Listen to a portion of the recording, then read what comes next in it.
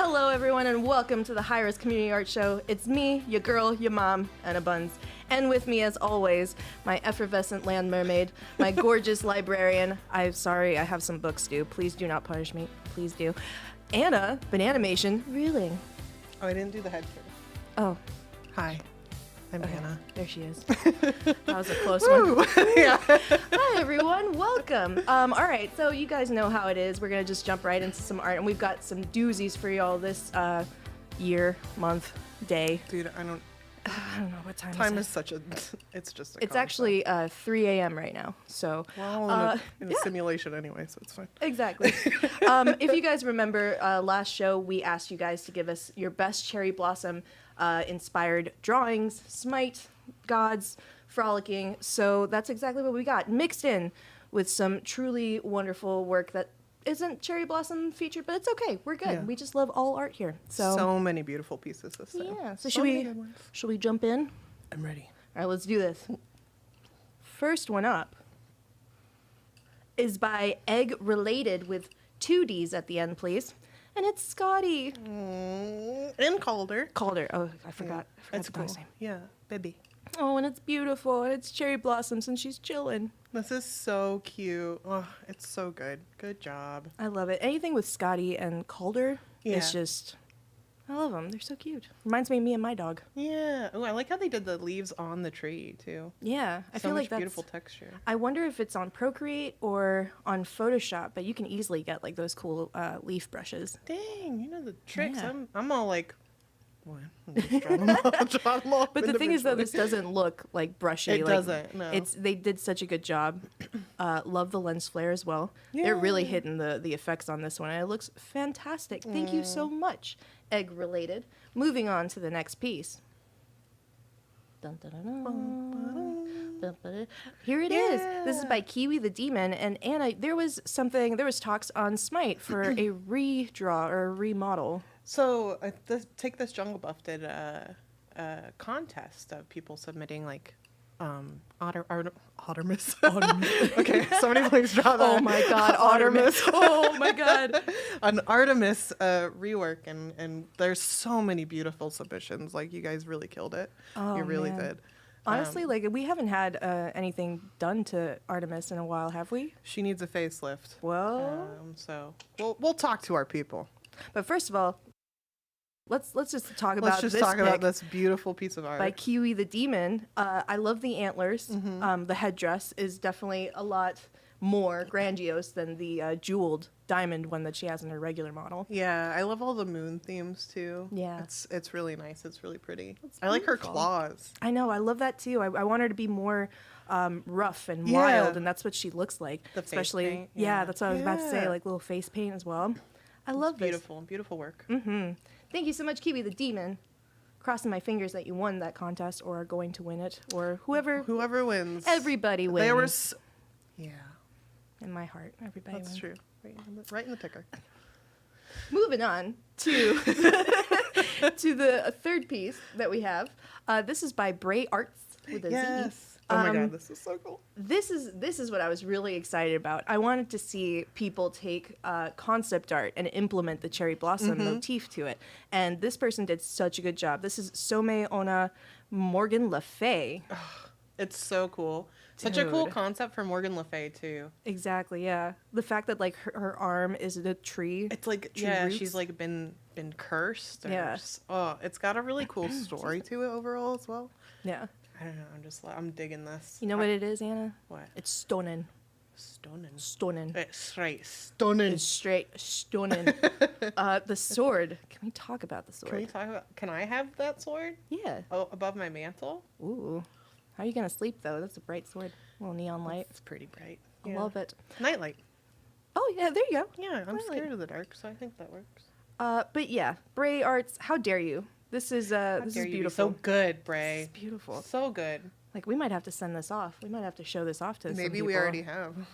Ooh, okay. I was like, hey, you guys. Slack channel just popping up.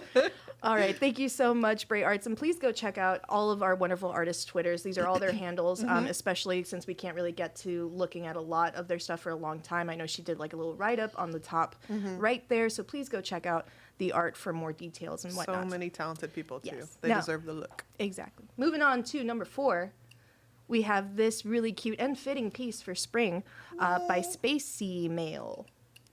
There it is. Oh, so cute. She's gorgeous. A nice little icon of, oh gosh. Persephone. Yes, I was about to say Artemis because of the red hair. Yeah. Girl, I got you. I almost said Pele. No. It's early. But this was a Persephone skin, a little summery skin that we did a couple years the ago. farmer one. She's so cute. It's so cute. Get away, you pesky crows. I love it. It's so good. So cute. Very good. Icon-esque. Could be easily an icon. Moving on to Yeah. the next piece. We have the 5th one by Kei Jinwa. Kei Jinwa. I hope I said that correctly. God. And this is a Morrigan skin concept. Sakura Oni. This, A similar cherry Yeah. blossom concept. I'm thinking, like, we got a good battle pass here. We're so I think honestly we should do Let's a cherry blossom. talk to our. battle. We have no control over that, by the way. We're Yeah. just here dreaming with you. We're not even part of Hi-Rez, honestly. Yeah, it's all a lie. We broke into the studio. Security's on their way. But yes, this is phenomenal. I love it. All the details, the So pattern stunning. work on her garb is gorgeous on the kimono. I just love Oni. I think it's such an I love interesting Oni. style, Yeah. right? Yeah, Or what is it's a demon? I think so. Japanese. Yeah, demon. yeah. I love the eyes. The Awesome. eyes. I like how I'm just like Back Sorry. turn. That's me for most of the show. No, this is stunning. I love it. Stunning. Oh, so no, they're stunning one. Thank you so much, Ki Jinhua. I'm so sorry if I butchered that name. Moving on to the next one. We have a piece by Rad Robot 1. Yeah. And this was the Izanami Queen of Hearts. The tier 5. The T5 that we did. Most recently. And probably one of my favorite Izanami skins. I am so proud of the skin and how it turned out. Yeah. Like, a lot of hard work went into it, and something that's really cool about seeing this art is obviously people like our hard work and they made fan art of it, which is I can't tell you how validating that is. I've been years at Hi-Rez and I still freak out when I see like all this amazing fan art. I was like, you guys like it. I know you like us. it. Thank you. But this skin was phenomenal. You guys killed it on the animations. Thanks. But like this, I love this split drawing This is style super cool. that they did. So they did all of it, just one set pose, but with all of the different phases. Yeah, I love it. Yeah. Good job, Rad Robot. We love your work. Very good. Love it. Moving on to something a little bit more tradish. What a dish. Uh-oh. It's Nox by Crazy89. I was so excited to see this piece. I really like when you guys do traditional art. Oh yeah, I'm a big fan of the traditional. This looks to be maybe like carbon with pencil. Yeah, I think. Like, definitely go check out their Twitter too, because they posted a version that they had mocked up with color, which was Yeah. really pretty. Yeah. But yeah, It's beautiful. it's just such a cool take on Nox. The detail on the helmet, or on the headdress, is perfect. I like her little smirky pose know, she's just a doing. little It's smirk. cute. She got that gloss on, girl. Let me tell you something. She's ready to go out. She She's got the needs gloss. to teach me something. Moving on. Thank you so much, Crazy89, for that wonderful piece. We're going to move it on to the number 8 piece by our darling, one of our dear... Yeah, a second. I needed a drink. God. Hang Who, on. what? Oh, Zelgot. Kukulane. Dang, that crop is really good. Gave us just the right personality that we needed. It's got a lot of personality. I'm gonna find a big printer. Get that printer, girl. Hook me up with one, please. Yeah, no After problem. we'll talk more about it Yeah, after the yeah. show. Zelgot has been a fan artist and one of our favorite artists in the SMITE community. They always do such amazing work. Oh, And such beautiful Kukulane is like their favorite god to draw. They draw him all the time. And Yeah. listen, God bless. Appreciate bless you. ya. You're doing God's work, son.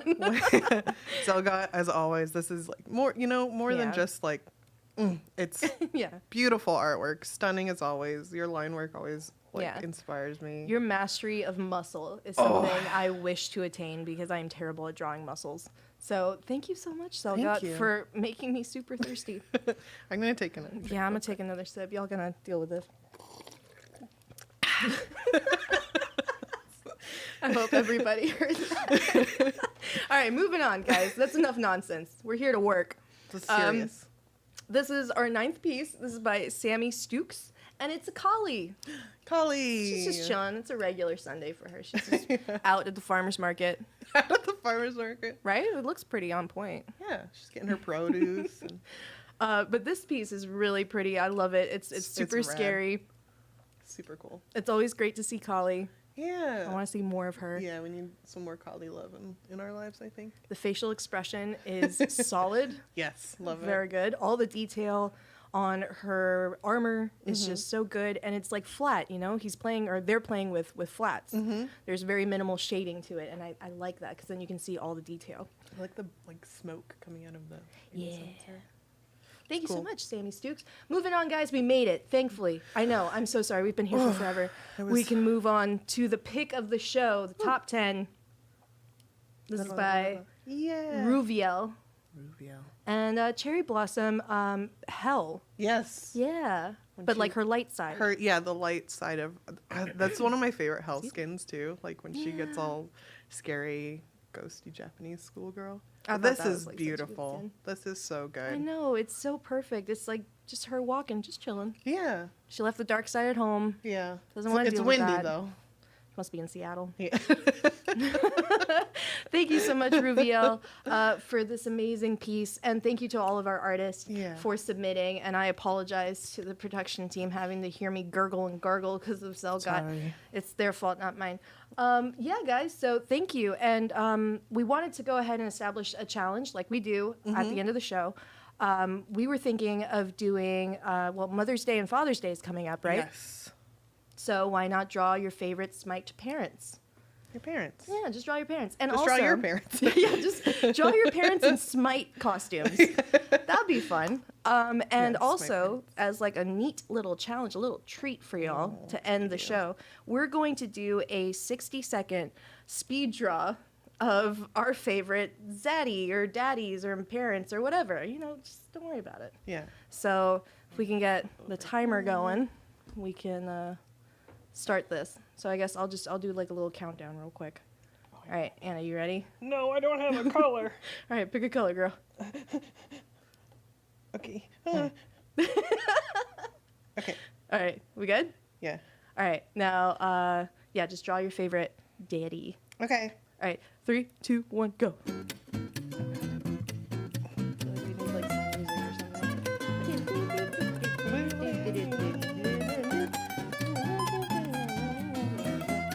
I've already started off horribly. It's just so many shapes. You're just gonna, mine just looks like a weird. It just looks like. Oh my god.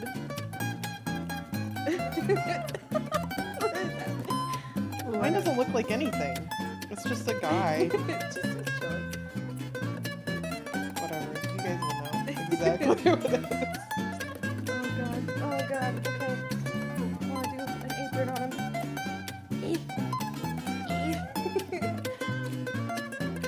15 seconds left. Oh man. Crap! I want to cuss so bad, but I'm trying not to.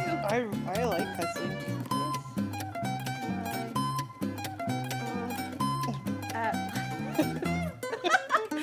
All right, and we're done. 3, 2, 1. That's it. Okay. I don't know if anybody will be able to see mine if I hold it up to the camera. I don't know if we should hold it up or we should. I mean, we'll probably we can blast this on our Twitters as well. But yeah, I don't know if you guys can see. Yeah, hers is nice. Mine just looks like a stick figure. Can you see? If you can, I don't know if you can zoom in, but it says "Kiss my Atlas."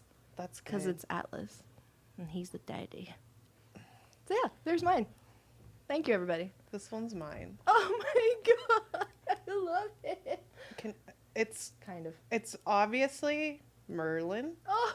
Because it says magic on it. Oh, that's honestly, I knew exactly who it was. Yeah, he's like, and it has his magic ball, and he's like. I was wondering. I'm hot, but you can't tell from this picture. I love him so much, and like we're gonna be posting these on our Twitter. Please, they're gonna have like -0 likes. It's like, what are y'all doing out here? They're gonna get deleted from Twitter. They're gonna be like, we're gonna be blocked. But anyway, guys, thank you for tolerating our nonsense today. Like I said, it's 3 a.m. We're delirious. Yeah. But yeah, the challenge for the next show will be draw your favorite Smite parents. And just remember to tag us on Twitter. Yes. That's where we get most of y'all's art. And remember to stay hydrated. And Yeah. I love you very much. Yeah, thank you guys. And thanks, guys. for everything. Have a good one. Love you. Love you. Bye. Kisses.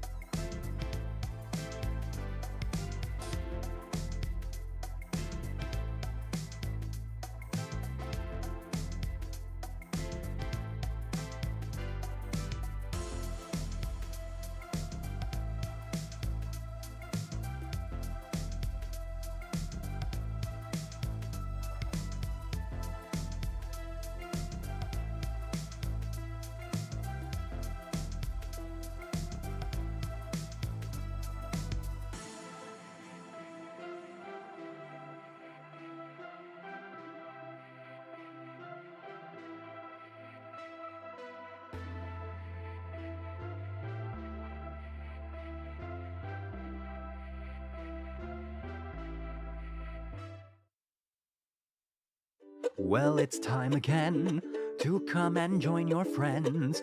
Him and her are here for you.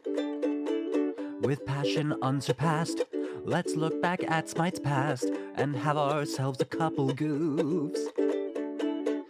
Just what was going on? All those years ago, while we were having fun.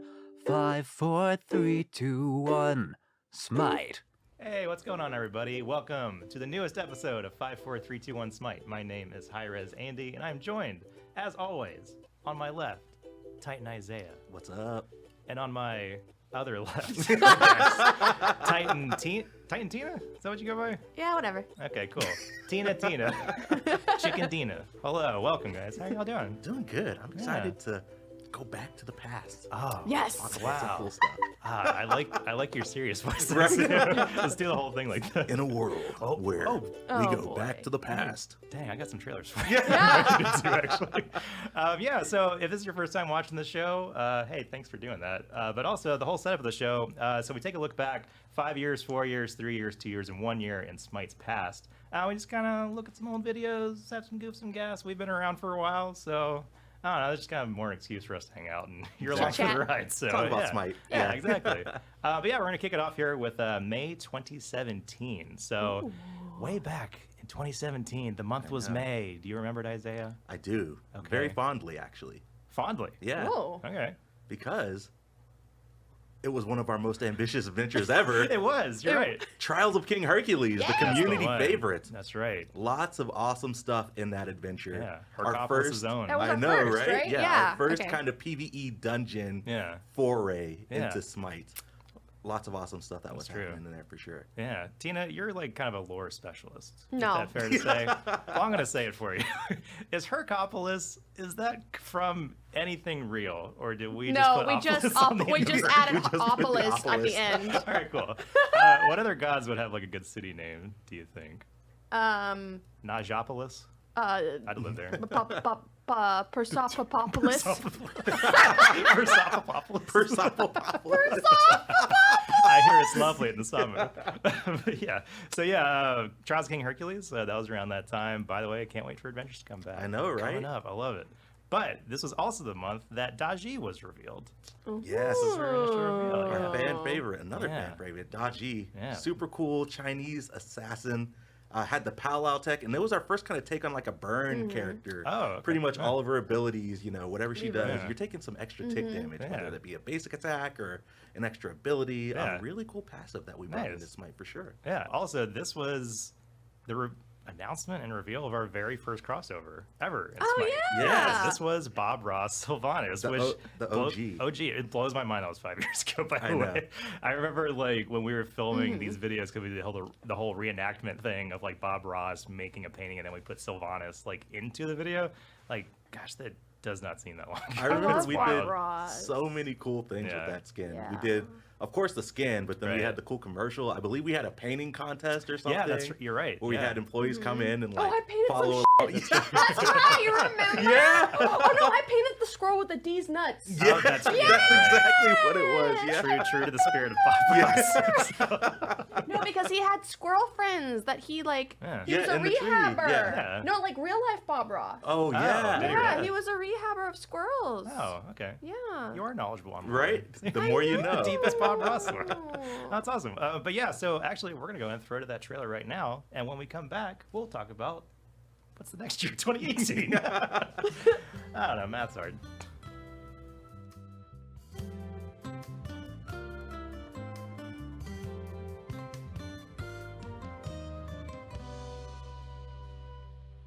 Hi there.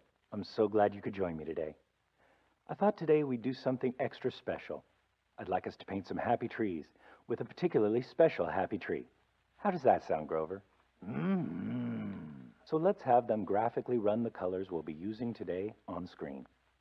Now let's take some of that beautiful Cupid's Love Red and splash that across the sky. Painting should make you happy. And if you can do the things that make you happy, needless to say, you're going to be a happy person. Anyone can paint. As long as you have determination in your heart and you practice, you can do anything. Well, Grover, trees may not have heart, but I know you're full of love. Next, we're going to take Chang'e's Moonlight Silver and start to add it to the canvas. Well, that's okay.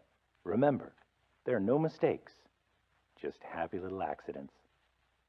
The video was so good. It's Yeah. man, I love watching that. The pro. Yeah, I remember we were making it. It was just like, how are we going to actually put Sylvanas into this? Because like we've never put like character models with like live action before, so that we were just like, oh, what if we just make the video look like a shitty VHS tape? Yeah, It'll just cover up all the right? like effects. Yes. Yeah, it worked out pretty well. But They yeah, won't notice the artifact. yeah, Nah, that's they fine. won't. Yeah. Yeah, and so now we're looking ahead to May 2018.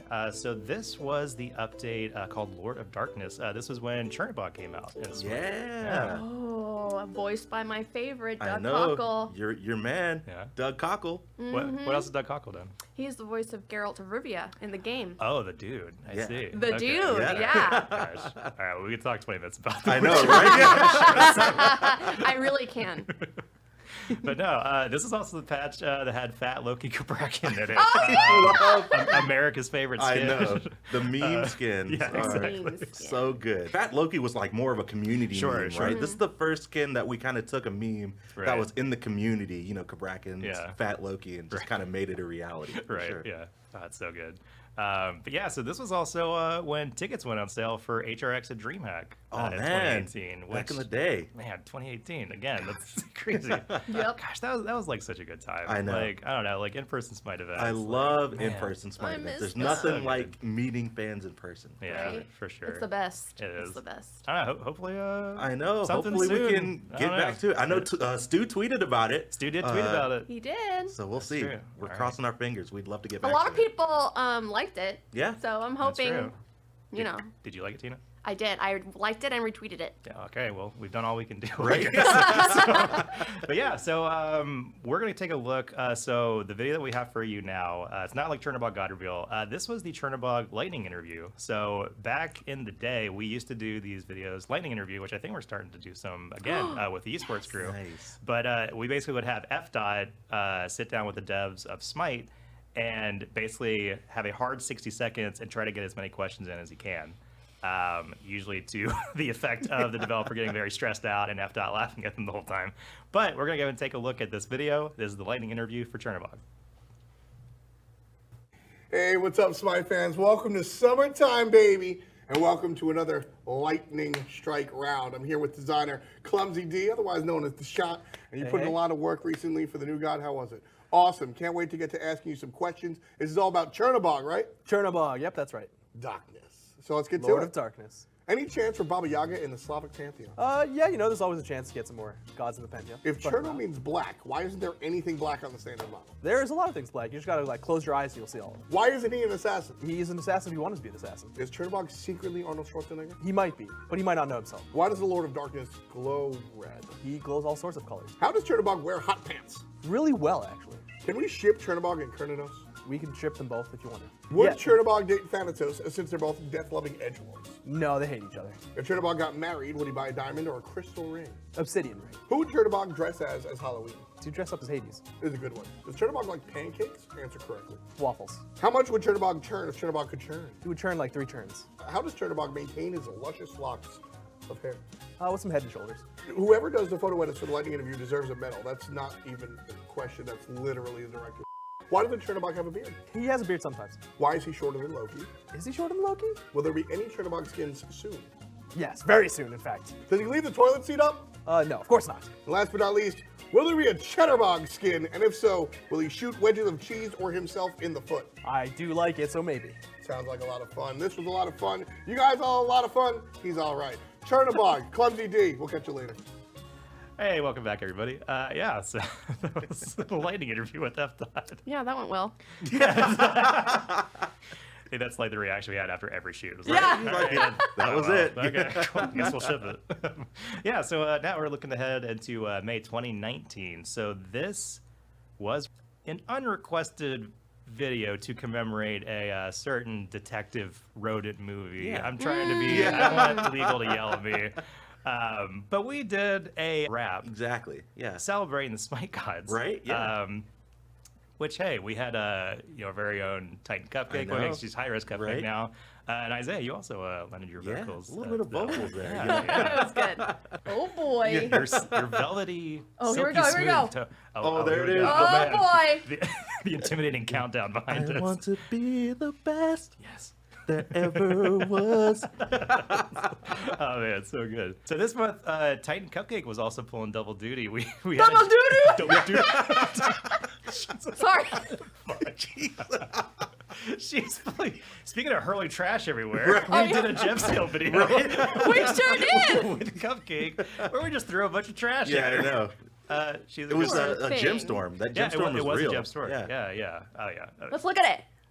Can we look at it? We're not actually watching. I Oh, didn't see the video. I wanted to see you throw shatter. Oh. I don't have that, but even better, Oh. Tina, I have the Neo Olympia Battle Pass video that we can watch. Oh. There you go. Cool. Okay. Hey, Jithens, roll the tape, please. Now.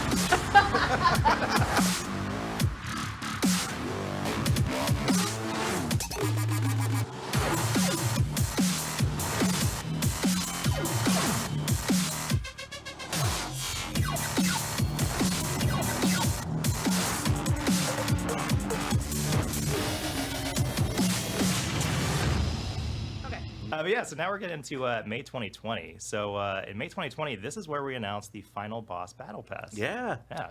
With Hades and his like Mm-hmm. all his arms and shit. Yeah, I believe this battle pass had Baba Yaga's first skin too. Oh yeah, She she was the- a Jin. Jin, A yeah. Jin. Yeah. Oh, there she is, right there. Look at her. Look at that. Oh, that's so cool. Dope. But yeah, also in this month, the big boy from this patch. This is when Cthulhu came out. Yes. This is when we just broke all the rules. Right, It was broke like, yeah, all the now rules. everybody's That's coming. right. Like, let's do it. Yeah. Gosh, that cinematic. I remember like the first time they were like, "Oh, hey, it's done." They showed it to us all. Like, I know. Oh my This gosh, is like, sick. Zeus and that Madness. Enslate, Yeah. the lightning bolt, just Yeah. ready to go to town. That was Yeah. sick.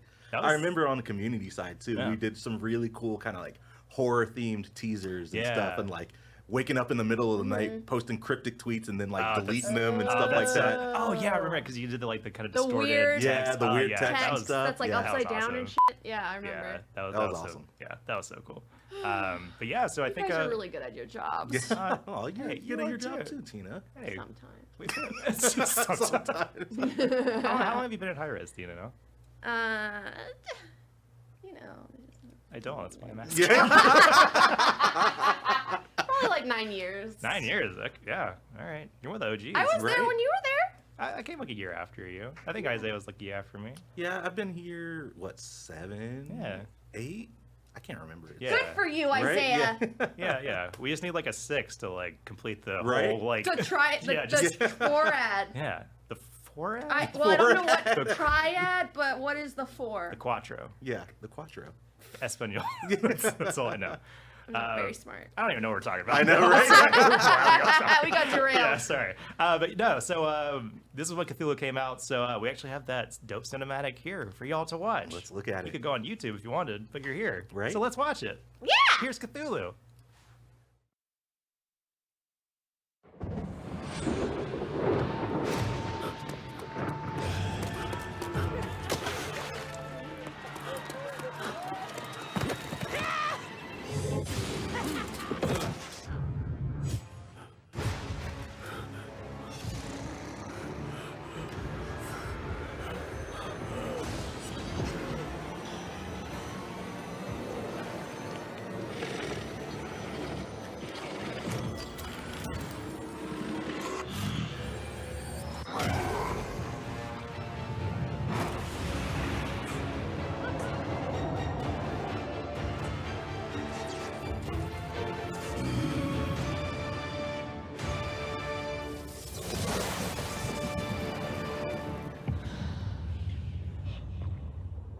Watching Isaiah reminded me of Hot Minion. I know. Yeah. I forgot about the memes. I saw It's so good. many "Oh no, he's hot" memes when we released that trailer. Like hot as Yeah. in like handsome. yeah. Yeah. Oh, I mean, I guess. Not your type. I mean, you know, he has like weird, scary vibe, Yeah. Oh yeah. Is he a daddy?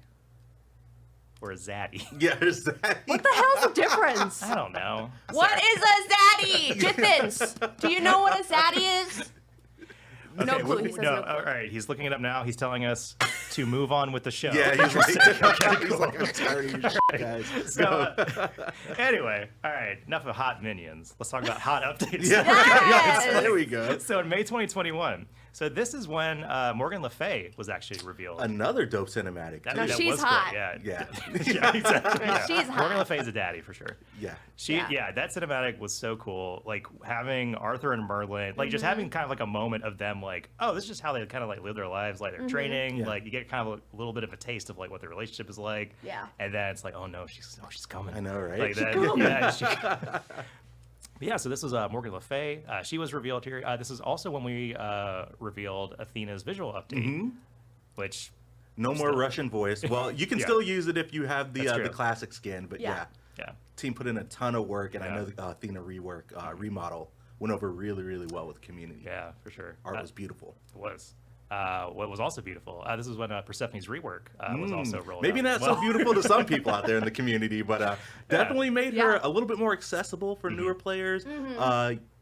Having the plants go around and having a little bit easier way to confirm damage, for sure. I know community's got some people who, want us to bring back OG Persephone, but, the design team consistently looks at her, and, we'll do what we think is best for all the players. Exactly. For sure. I like how you looked at me, and I'm like, Tina, who you're you on looking Tina's at? like, Who I are you don't- looking at? Tina's on design. So. But no, but let's be real. More importantly than all of this is when Monster Cat came out. Yes, Crab The Rave. crabs Let's were the go. game. They Crabs finally in made chat, it. please. Like all the crabs in chat. I feel like this was like a 5-year prophecy finally being I know, fulfilled. right? Let's have Crab Rave kept I remember bringing being so excited, especially Auburn. Shout outs to Avi. Oh, yeah. She was Yes. like Crab Rave. She just manifested that thing. Yes. Like we're gonna play Crab Rave in Smite Yeah. Pro League until this thing happens, Exactly. and it happened. Yeah. Well, that's actually the last thing that we had to talk about on the show. We have one more video. Speaking of ending on Crab Rave, we're going to end on Crab Rave. Got to. But yeah, before we head off, thank you all so much for watching. Really appreciate it. Be sure to stay tuned. We have the update show coming up very shortly after this month in Smite. But until next time, I'm Hi-Rez Andy. Thank you so much. I'm Titan Isaiah. And I'm Tina. Flawless. All right. So let's go ahead and throw it. So this was not like a traditional trailer. This is straight up just a Crab Rave music video that we did in Smite. So let's play it. And hey, we'll see y'all next time. Appreciate it. Peace. Peace.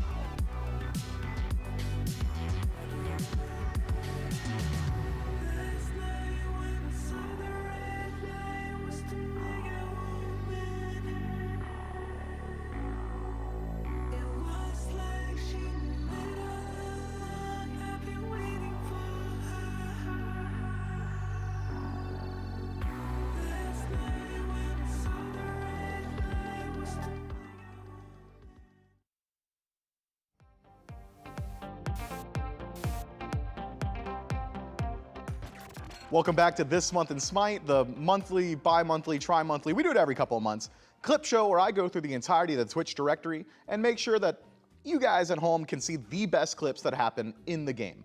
Just hit go live and you might end up on the show. This month we're going to start up with Bloodbath, It's the segment where if you get a kill, a cool kill, a multi-kill, just like somebody dies and it's not you, that's how you end up in this segment. Let's jump right in. Quick start, time for a penta. Guys, what? Why are you guys doing that, bro? Commit. No my way. god. Holy. What is in the game, send it. We got 5 from Haddix. Next up is 3 from Autospeed.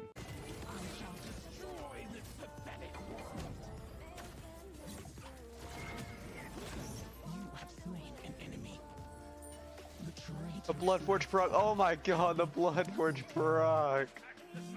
You love to fucking see it. You love to see it. Yes, sir. You love to see it. All right, look, I know this next clip, it's only like 1 kill, but it's a really good kill. Bear with me. It was really chill and enjoyable. And to close out Bloodbath, maybe another penta? Good for you. Yeah.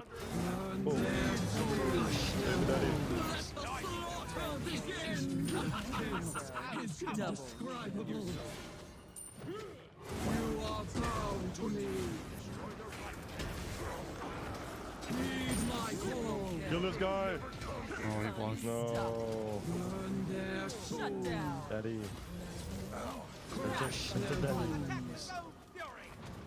Oh, he's gonna get to me. Bugger's gonna take it. I'm gonna take it. Oh my god, Penta Daddy! Pentakill! Penta Daddy! First game on, Pentakill! So sometimes in the creative process, shows get canned, and you know, a couple episodes have been canned in the past, but I figured the clips were so cool, I spent so much time finding them, I might as well show them you anyway. Stolen 1, that was in game number 2. Can the Funhavers do the same here? Jumps exchanged, frenzies used, and we are fighting around the Fury Pit. It's a double Cthulhu now as Dardes has transformed. Where's the other one though? Rotating in the backside of this fight. Dardes has been left alone, and the Funhavers dealing all the damage they need to, but it looks like Dardes will be just fine. Can Oceans capitalize on the kill? Not just yet. Magic Beat is able to though. It's a 1-for-1 trade, but the ADC has died on the left. The mid laner also swept aside by Nika, and the Oni homies have found a big fight, looking for a triple as the Bastet, and Nika might just get it. Back-to-back triple kills for the solo laner. And now they're continuing the chase. That's a good drop kick, a stun onto Uzi. Is Nika gonna add another? He's in range. Quadra kill for Nika. Give it to him, all 5. Set him up, knock him down. Nika, the man mountain out of the solo lane. Come on! That's nuts.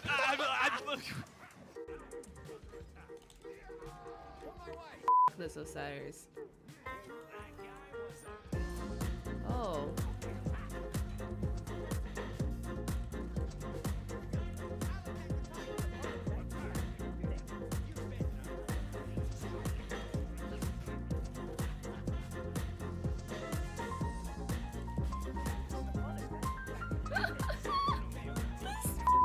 He's getting jumped, but Jesus. That's tough.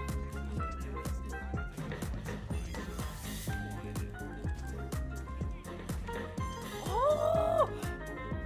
Oh my goodness! Get the taunt. Quadra kill. Penta.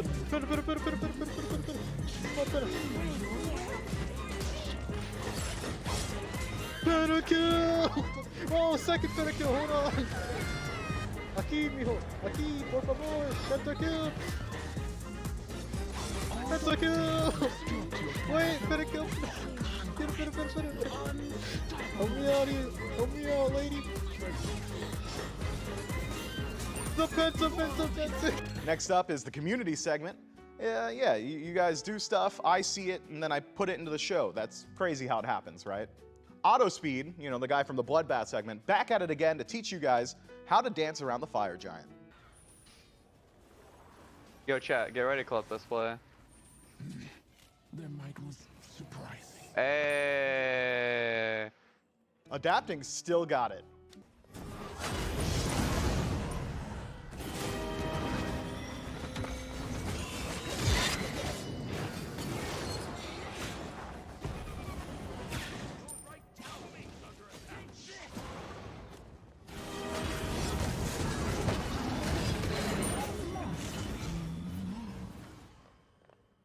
dude. Why am I so bad at being good?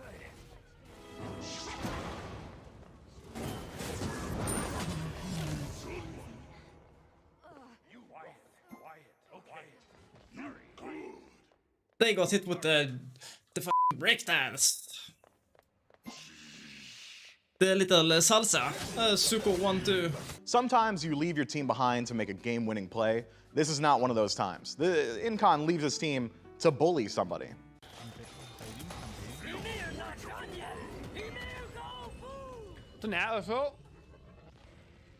Ow.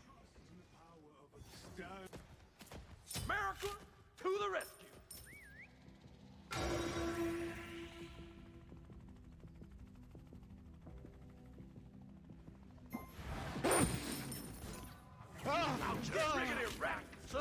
Require assistance. I love bullying, dude. I so approve of what you're doing right now. I'm so sorry. Screw him, it's his fault. He decided to play. I'm so sorry. Did you leave the firefight just to kill Dom? Is this what pro comms sound like to just the casual scene? Yo, here goes. No, Mike, go for the Koopa. Yo. Not even Auto-attacking, on the tower, auto-attacking the tower. Oh, he's dead. Blake wasn't even saying words, just went. We can take their blue. Take tower. Blake legit just said. Good comms. Holy shit. Smite, not unlike life, is full of ups and downs. Things change up quick. If I had any type of mana, I would literally be out of there, but I didn't.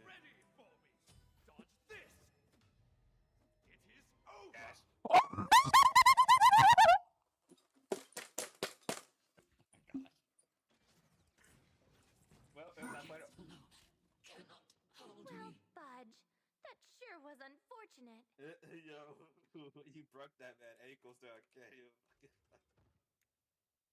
Let's finish up community with one of my personal favorites at home, El Leon, teaching you how to do some nasty trap plays. I hit him for 32, bro. What the is that, dude? I don't even know that. Oh, I went fucking dagger. Greetings. Oh my. Well, Gary.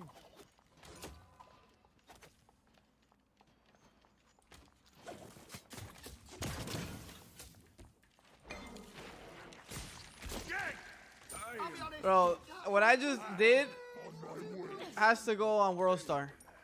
A brand new segment in this month in Smite, Happy Feet. Just juke, just don't get hit, don't die, juke out. That's all it is. Put on your little shoes and dance around. Sap7 just refuses to go down.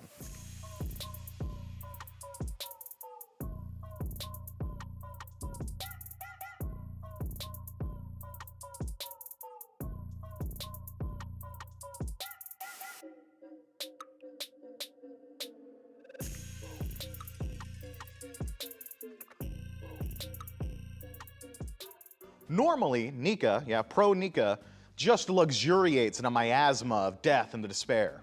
This time he avoids it.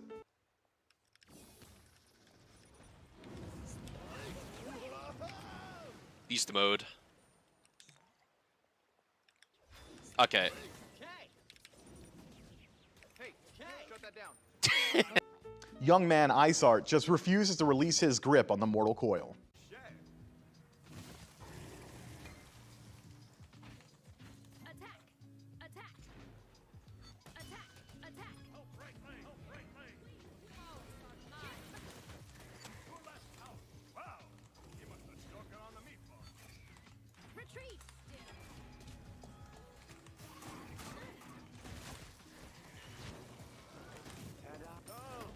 Help, please help me. Look, I know what you're gonna say when you see the next clip. Incon again? Well, yeah, he streams like 500 hours a month. There's a ton of clips.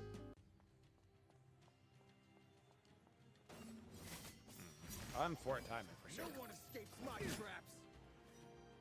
Suki's ult is down. Now it's starting to heat up.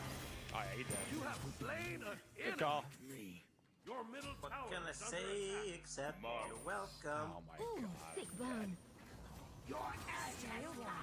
I'll just cut here, here, here, and here too. Oh my god, knocked. Missed. Everything! Baby, my everything hurts.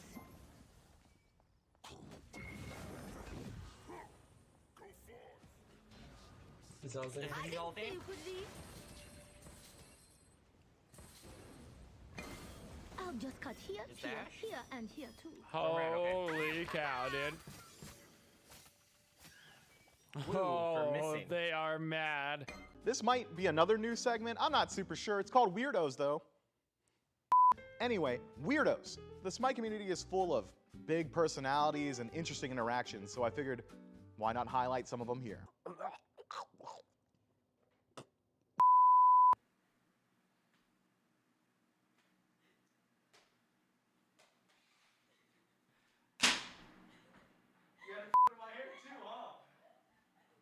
Missing there. On the killing Enemy spree, missing are middle. we? I should put you in. We're gonna swallow this one. Swallow that one. You gotta swallow the last bite at least. It gets a little bit.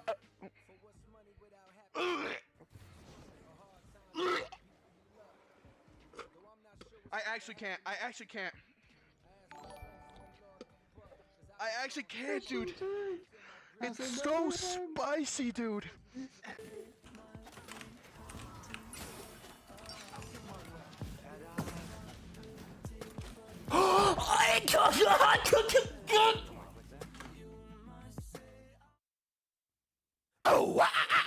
Next up, the pro segment. I saved the best for last. Let's check in with the 40 best players in the world. One player, two clips. SOT shows us the duality of man.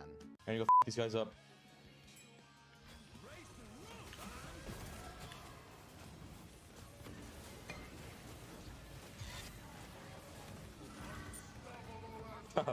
Does she got CC chill?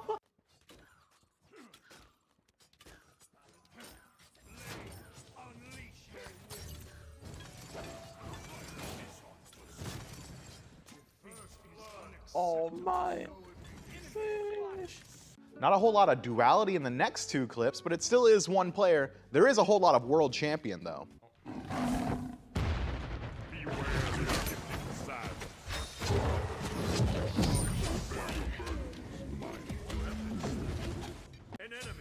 Nice.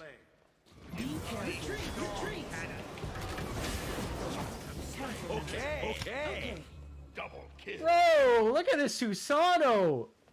Final K, while in the ranked queues, found and discovered a new upcoming prospect in the SMITE Pro League, and he kind of stomped on Stewart, so I figured it had to get shared.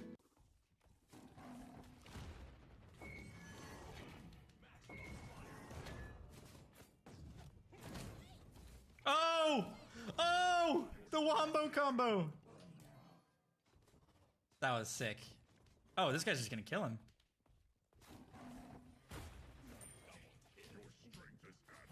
This guy is so f***ing good. I'm getting carried. Like he does, Haddix just continues to dismantle the ranked queues. Oh, cat in the back. I'm going. I can hold. Yeah, I'm This out. guy is so f***ing fast.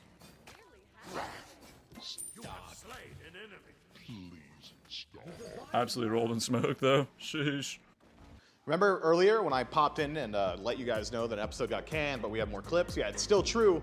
Here's some more. What are you gonna do? What are you gonna do? Oh, a whirlpool! I'm drowning! Get the f over here. Whipping a gang by I'll call it here. Get trooper on this. Good try and kill her. Got her. A little bit of mana. And we're out of there. Just like that. I need to get this orb here.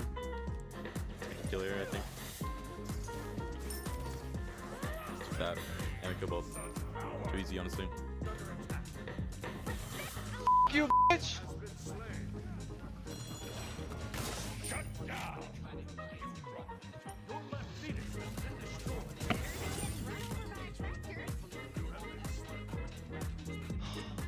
What am I doing here? Gets the kill.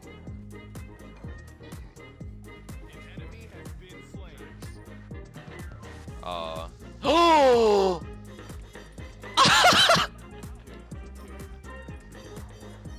He TP'd the base with him. No way, man. That is so. And he's alive. That's it for April. Thank you very much for tuning into This Month in Smite. If you guys want to get featured in the next episode, just make sure you hit go live while playing Smite. That's literally the only criteria. That's it. It's super basic. All right, Jordan, was that good? You think we got it? Yeah. All right, cool. I'm gonna leave now. All right, and I'm taking my friend with me too.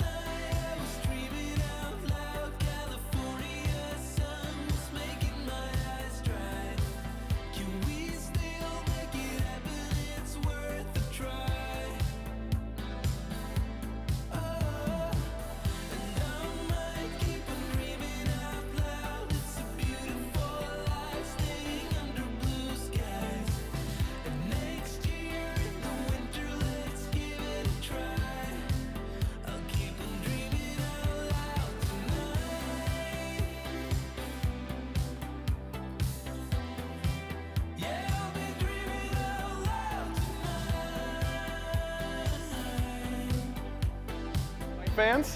It's me, it's Aggro. It feels good to say that again. Harrison is out this week, unfortunately, but I'm back in the driver's seat. I'm hosting and game deving and making jokes that you guys don't like the entire time, basically. But of course, it's not just me here for the 9.5 Slipknot update show. We've got Clumsy and AJ that we'll bring in just a moment. But guys, this is we kind of messed around and have a sneaky big patch all of a sudden. You know? We do. Really big. Like, it's not mid-season. It's not a new season. We're just going to change the whole game in one patch like that, huh? Yeah. Remember when we were on patch notes last time? We were like, this thing is massive. Well, guess what? We're here again with another massive docket. That's true. Maybe even bigger than last time. That's right. We got a whole bunch of awesome stuff, including the new Slipknot event, the new Battle Pass, community news, balance, of course. And let's start there because the balance is hefty. Because we are adjusting literally every single god in SMITE, all at once. We're calling it the TTK update, the time to kill update. So the overall, to pull back the curtain a little bit, we've heard the complaints and the discussion about the amount of damage in SMITE. In the last few updates, we've been trying to address that. But clearly that has not hit the mark as we've hoped it would. So we've been working on this extra scenario kind of in the background for a little bit. And it's time to pull it out. We basically want to address dying in the early game from too much damage from all different sources, but also how it scales into the late game and what each role's responsibility is in the late game and what they can do and all that kind of stuff. And this has been in the works for a while. Got to give a quick shout out to our pros, Olympians, and SMITE creators who gave their feedback on this early pitch because there's been a lot of iteration on it already. And it has been out for a while. We didn't just get this idea, even though you might have heard this similar notes from some other places around the MOBA scene. The gamingverse, yeah. I mean, yeah. That's a good thing. It means that, you know, while there might be similar issues, we're all kind of tackling them in a way that makes sense for our games. And we previewed this to a group of influencers as well as the Olympians and the pros weeks ago. We got a lot of positive feedback on it, so we moved it into the fast lane to make sure we got it done. We did mention in the 9.4 update that we had some bigger changes. So really, this whole plan, the nerfing, the affecting of the whole game was going to be a process. We knew it wasn't going to happen over one update. Right. 9.4 was essentially testing the waters, looking at the things that were most clearly overtuned, applying a lot of nerfs, and monitoring the results. We did see some results from that patch, but they felt a little small, right? Yep. People wanted to feel more. So we had this next plan in place in 9.5 that we're going to be revealing today, which you're going to feel a lot more. And then, of course, very importantly, 9.5 bonus and 9.6 are going to be fine-tuning because this is a very big change we're about to reveal today. It's obviously going to have a lot of big shifts all over the game and all different game modes. It's going to require some fine-tuning in future updates, and that's going to be a #1 priority for us on future updates. Yeah, 100%. This is going to take some iteration because it's a bit of a spicy one. So let's get to it. We've been talking about what it is, but we haven't been able to had a chance to tell you what it is quite yet. Every single god in SMITE, including your favorite god and your least favorite god, is having their base HP increased by 40%. Their base HP per level increased by 5%. Their physical protection increased by 40%. Base physical protection increased by 40%. And increased physical protection per level at base by 8%. Magical protection at base increased by 28% and 28% magical protection per level. So everyone, and I mean everyone, is tankier by a good amount. Very true.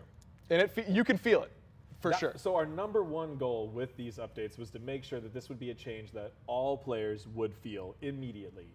We wanted to make sure this is going to make an impact on all game modes, not just Conquest. Yep.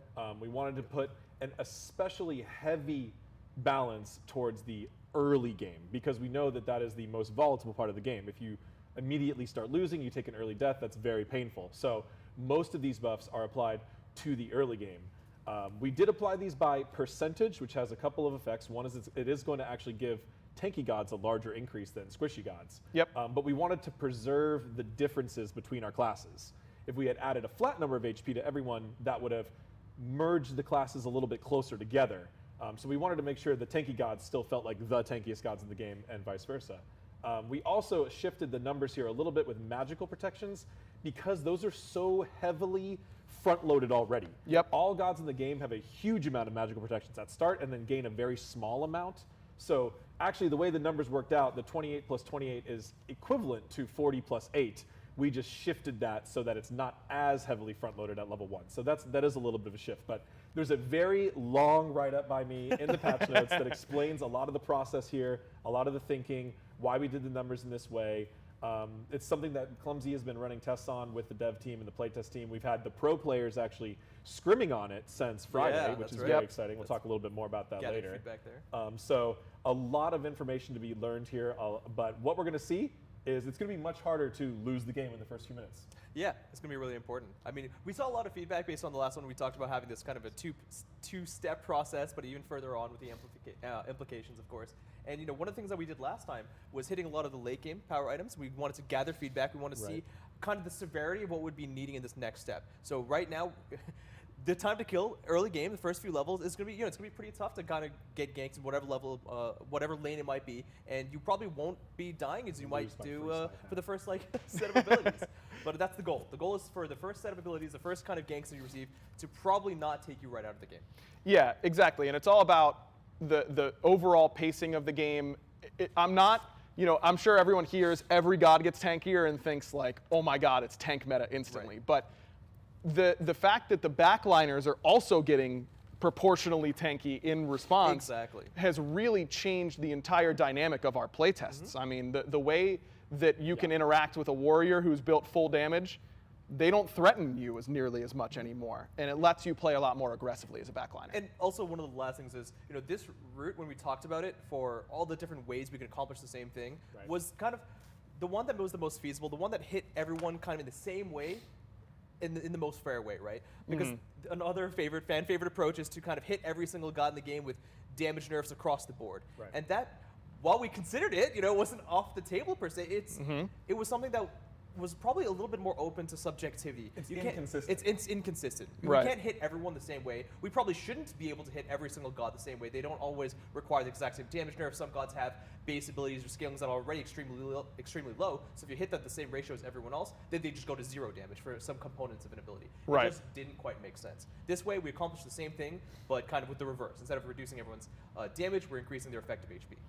Yeah, I mean, it's going to be huge. You guys will absolutely feel it. This is, in my opinion, the most different Smite has felt since Boots got removed. Like it is that level. I think it's bigger than that too. It's the biggest change potentially to Smite balance in all of Smite history. Yeah, mess around in a 9.5 patch, just make the biggest change to Smite's history. That's just kind of what we're doing these days. Yeah, it's very exciting. It's something that we know the player base wants and is excited for. So we can't wait for people to try it out and let us know how it feels. So let's give them a little bit of an idea about what type of magnitudes of numbers we're looking at. Yeah, great point. So at level 1, for some context, the minimum HP increase that you can have is 145. So the squishiest gods in the game will get 145 extra HP. The tankiest gods in the game will have an extra 210 HP. Well, 209, but I'm rounding up a little bit. No rounding. Okay, no rounding. At level 20, the minimum buff, he's my boss now, so I have to respond quickly.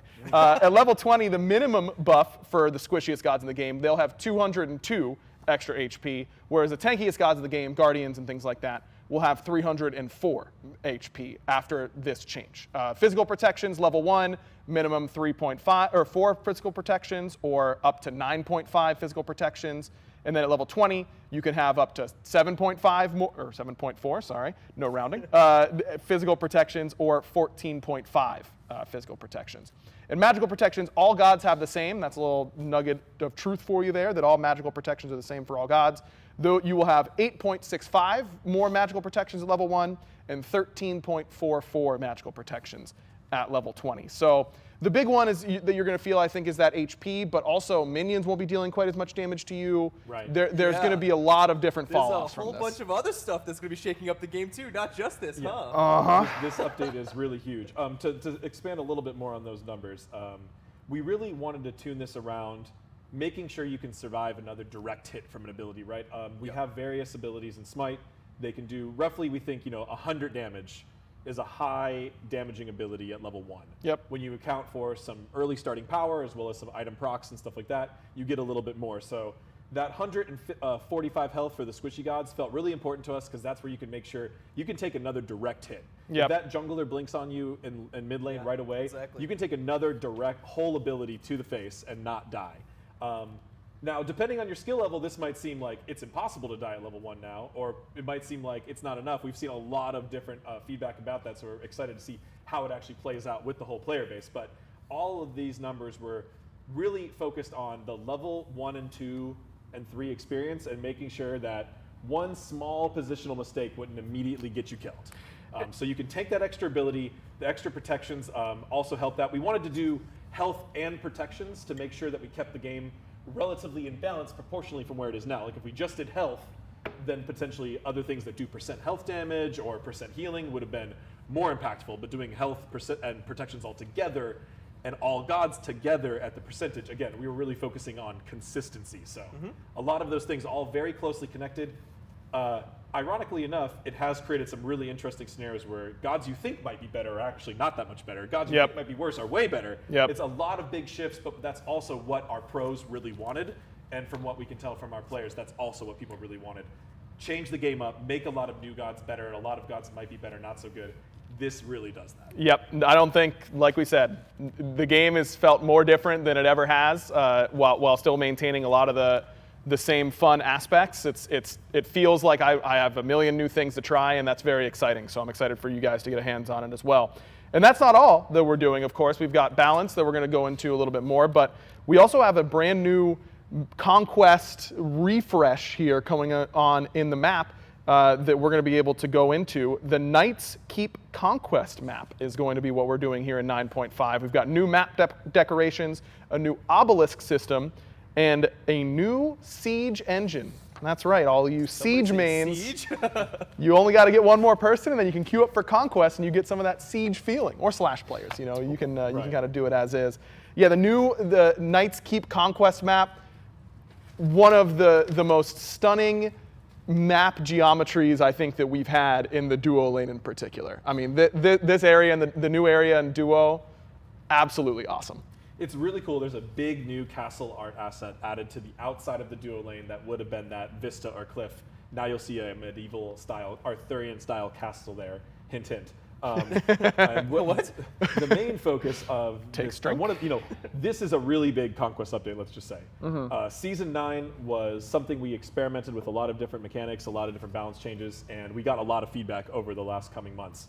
We've already done a lot to tone down the snowball, but we are going to continue to do that more in this update. We are keeping the obelisk mechanic, but heavily reworking it at all stages for how you collect offerings, how you pick up offerings, what the rewards are, is all being changed. But that system is remaining in the map, but with a very different twist to it, a very different reward, and it's tuned for more clarity and for more clear and direct impact.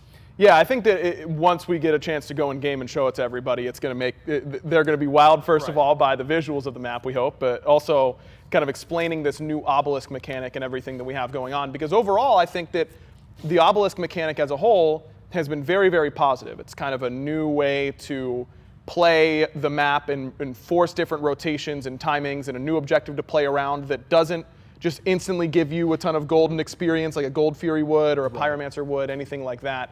So I think that in that way, you know, just finding new ways to expand upon that is very exciting as we are in game, Lermy driving us around to the new castle over here in the duo lane, Duo Kingdom. Duo Kingdom. Is what it's going to be happening. That jungle camp out there, the castle camp. The castle camp. I like that. You got to go for castle camp. Yep.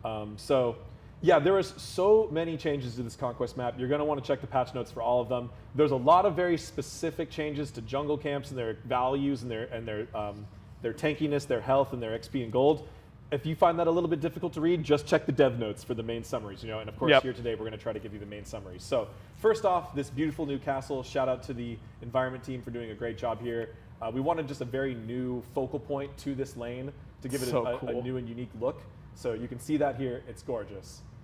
The next thing I want to talk about is the obelisk. So we do have a completely new system for how you're going to unlock and collect those offerings. And the obelisk itself is themed now. It's going to be different. Oh, it's so also it an is. Arthurian obelisk, right? Yeah, so it has to be. The Hindu obelisks have been replaced with the Arthurian obelisk. When the obelisk activates, which is now going to activate later at 6 minutes instead of 4, again to kind of prevent some snowball, it's not going to mark jungle camps anymore. Instead, it's going to spawn mist camps. Oh, so you can use these to stealth yourself like you could in the Winter Conquest. Very nice. And within the mist camps are going to be these lost knights, these ghost knights. You can destroy these to get your offerings.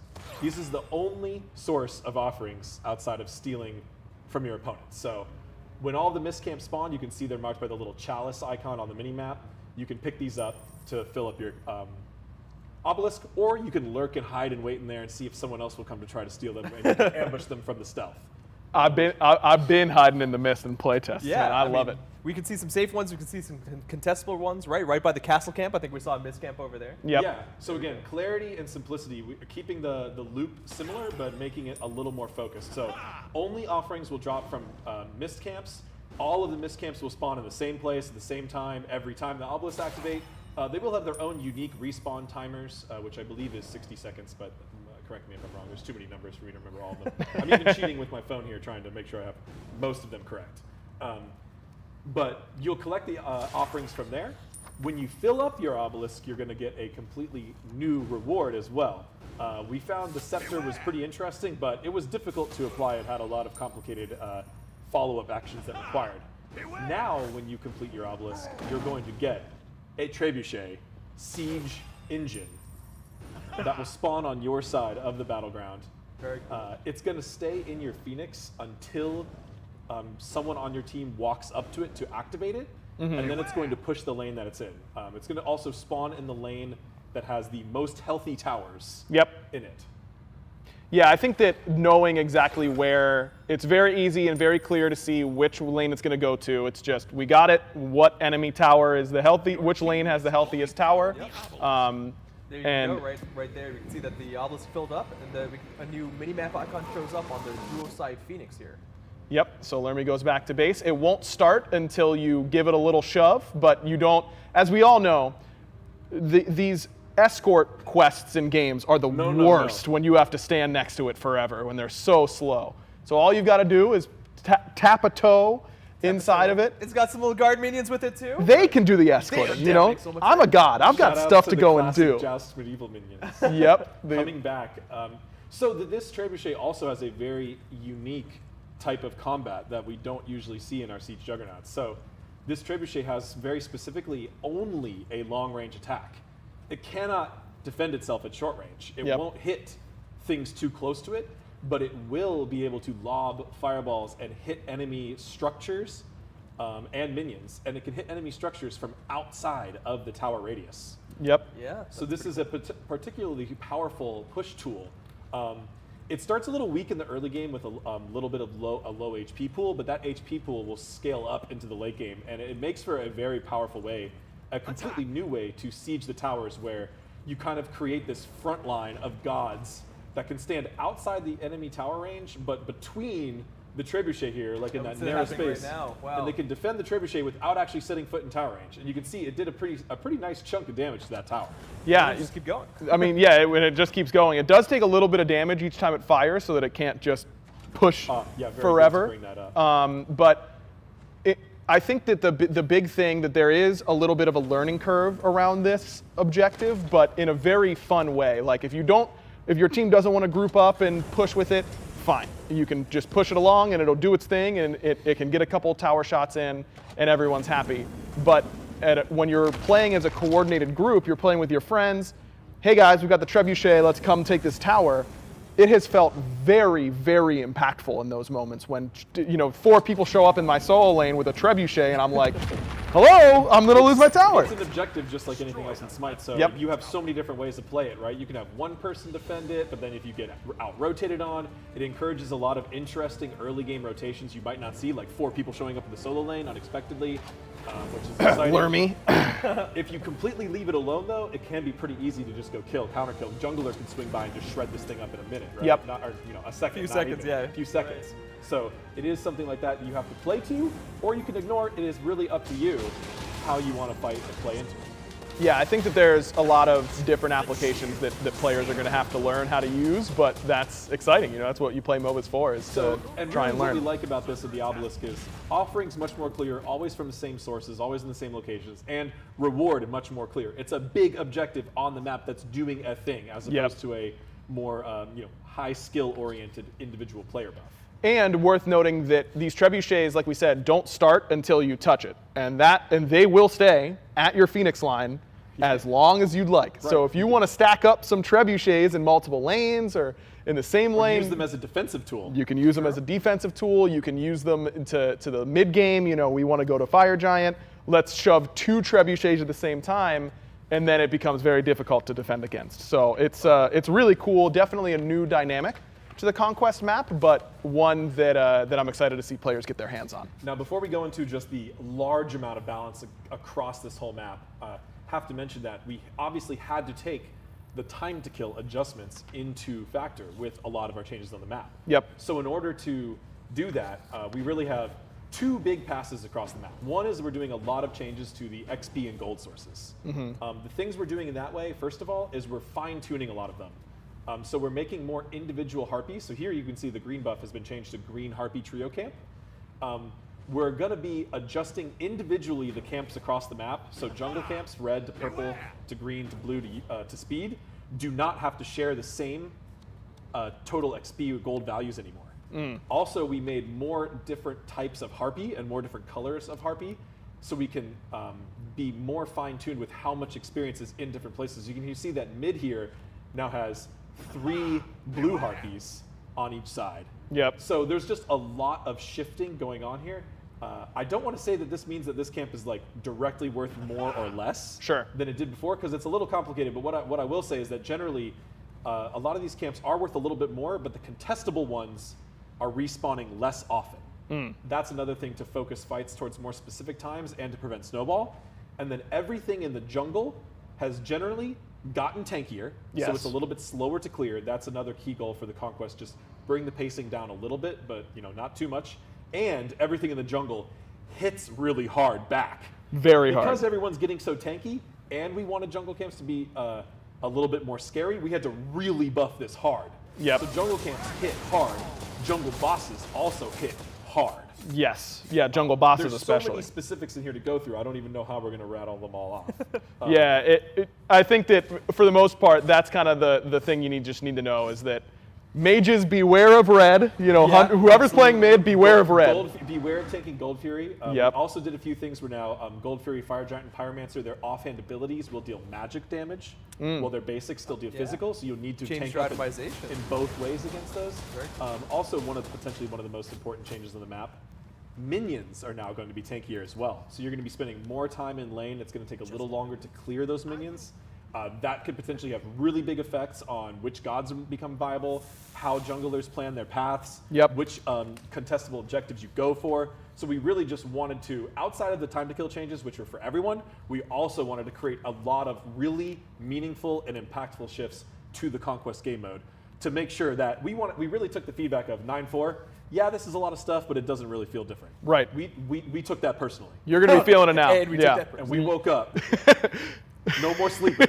And we changed a lot of stuff on real this stuff, you know what I mean. Can't say all the mean words. The red eyes and all. Look, I mean, I think that the way that it's felt to me and the way that I've heard it described by the pros who have been scrimming on and all that kind of stuff is that it feels like the early game and the mid game just last longer. It takes a little bit longer to get to late game. Right. Late game, you're still doing damage. You're still taking damage. It was very important to us that we slow things down, but not overly much. Yep. And that we slow them down more in the early game, but not in the late game. Yep. More laning phase, a little bit more laning phase, a little bit longer to clear your wave, but not so much that you can't go do other things, not so much that you're sitting there having to last hit all your creeps for the first 6 levels of the game.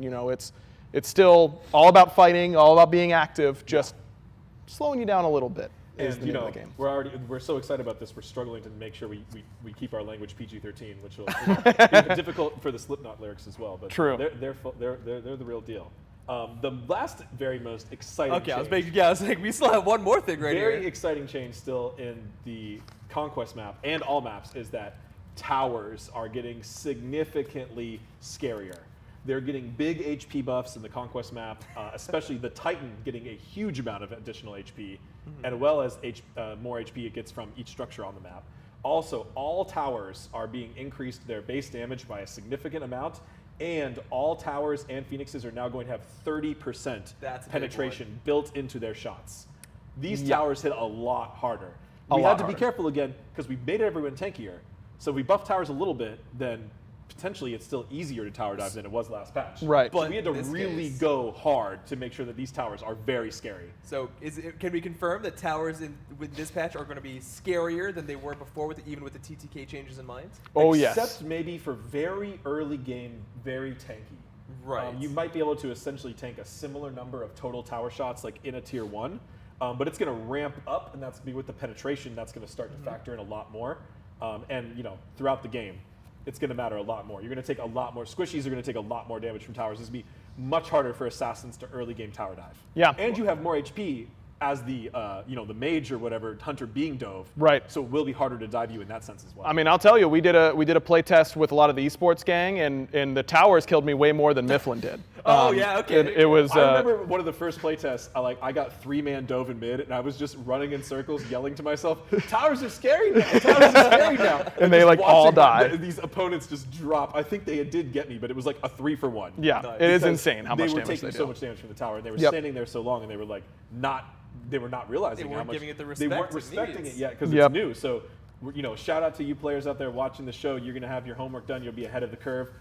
Be careful with those towers. And this is going to be applied not just to Conquest, but all Smite game modes. So, Joust towers, Slash towers, Assault towers, all getting scarier. But it is mostly against gods with that penetration increase. So your minions, you can still siege in the later stages. It's going to be harder if you start to tank the Phoenix, but it doesn't like insta-kill your wave We actually in one do have shot. individual unique damage values for towers on damage to minions versus damage to gods, and that's all specified in patch notes. So that was adjusted a little bit because minions were adjusted as well, but the god damage was increased much more. Yeah, definitely much more against gods. Okay, let's get into some actual balance numbers, shall we? Specifically, at the very front end here, all about some of these hybrid itemization.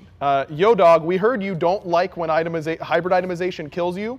And so I'm about to rattle off like 15 different power nerfs. I thought you were going to wrap this list up. No, I sure am not. No. That definitely not in practice enough for that. You know what, Justin's actually, let's just bring it over here. I don't need these guys. We're just gonna power through these as fast as humanly possible. Here we go. Tower Shield, that's the tier 2 of Void Shield, or of Shifters and all that kind of stuff. Decrease from 20 to 15. Hope your fingers are fast, by the way, Jithens. Berserkers, decreased power from 25 to 20 and decreased physical protection from 50 to 40. Shifters, decreased power from 30 to 25 and decreased power on the passive from 30 to 25. Glad Shield, decreased power from 25 to 20. Void Shield, decreased physical protections from 45 to 35. Runic Shield, decreased physical power from 35 to 30. Ancile, 40 to 35 on the physical power. Cataceus Shield, decreased physical power from 25 to 20. Frostbound Hammer, shout out to Lermy, decreased physical power from 35 to 25. Rudenforged Hammer, decreased physical power from 35 to 30. The Sledge, decreased physical power from 40 to 35. Blackthorn Hammer, decreased physical power from 30 to 25. Celestial Legion Helm, decreased magical power from 70 to 55. Lotus Crown, decreased physical protections from 60 to 50. Jade Emperor's Crown, decreased magical power from 40 to 30 and decreased health from 350 to 300. Then we've got Tyrannical Plate Helm, decreased magical power from 85 to 70. Voidstone, decreased health from 250 to 200. Decreased magical protection from 60 to 50. Stone of Fall, decreased health from 200 to 150. Stone of Binding, decreased magical power from 30 to 25. Physical protection from 35 to 30. And decreased magical protection from 35 to 30. And that brings us to some tier 2s that are getting some buffs. It's Spell Focus and it's Warrior's Bane. Recently removed this percent penetration, but after some feedback from some high-level players in particular, the power spike difference between tier 2 of one of these pen items and tier 3 was just too much. So both Spell Focus and Warrior's Bane, that's the tier 2 of Obsidian Shard and Titan's Bane respectively, are getting 5% penetration back respectively. Yeah, especially for the cost of those items for the tier 2, you were going from the 10 to 0, especially with the TTK changes. It felt like there's a lot of it's a combination that felt pretty bad. It's very important to add with the time to kill changes. So 9-4 bonus did not have the time to kill changes, so the percent pen felt okay to remove. But with everyone getting tankier, we wanted to bring some of that percent pen back. That time to kill changes also were an important factor in nerfing the hybrid items. We had heavily considered nerfing the hybrid items even before the time to kill changes, but with the idea that everyone could be tankier for free, that opens up an ability to build more hybrid items or even more power items on tanks. Right. So we wanted to be really careful that we did not create essentially all 5 roles playing any class as a hybrid build class where they're pretty tanky and doing pretty good damage all at the same time. So we did feel like it was very important to nerf that. So if you want to be really tanky in 9.5, you really can build into those full tank items plus the time to kill buffs. Yep. But if you still want to build, if you still want to shred people late, you build those percent pen items, those percent health items. Kins and Soul Reaver and potentially even crit and high penetration builds stock's gonna go way up, right? Yep, stonks, absolutely, for Soul Reaver and Chin Size in particular. We just can't stop memeing today. Huh? Heartseeker. Well, I am hosting the show. Like, Sure, you guys knew what you were signing up for. Back. Good to be back. Okay, let's head into Gods.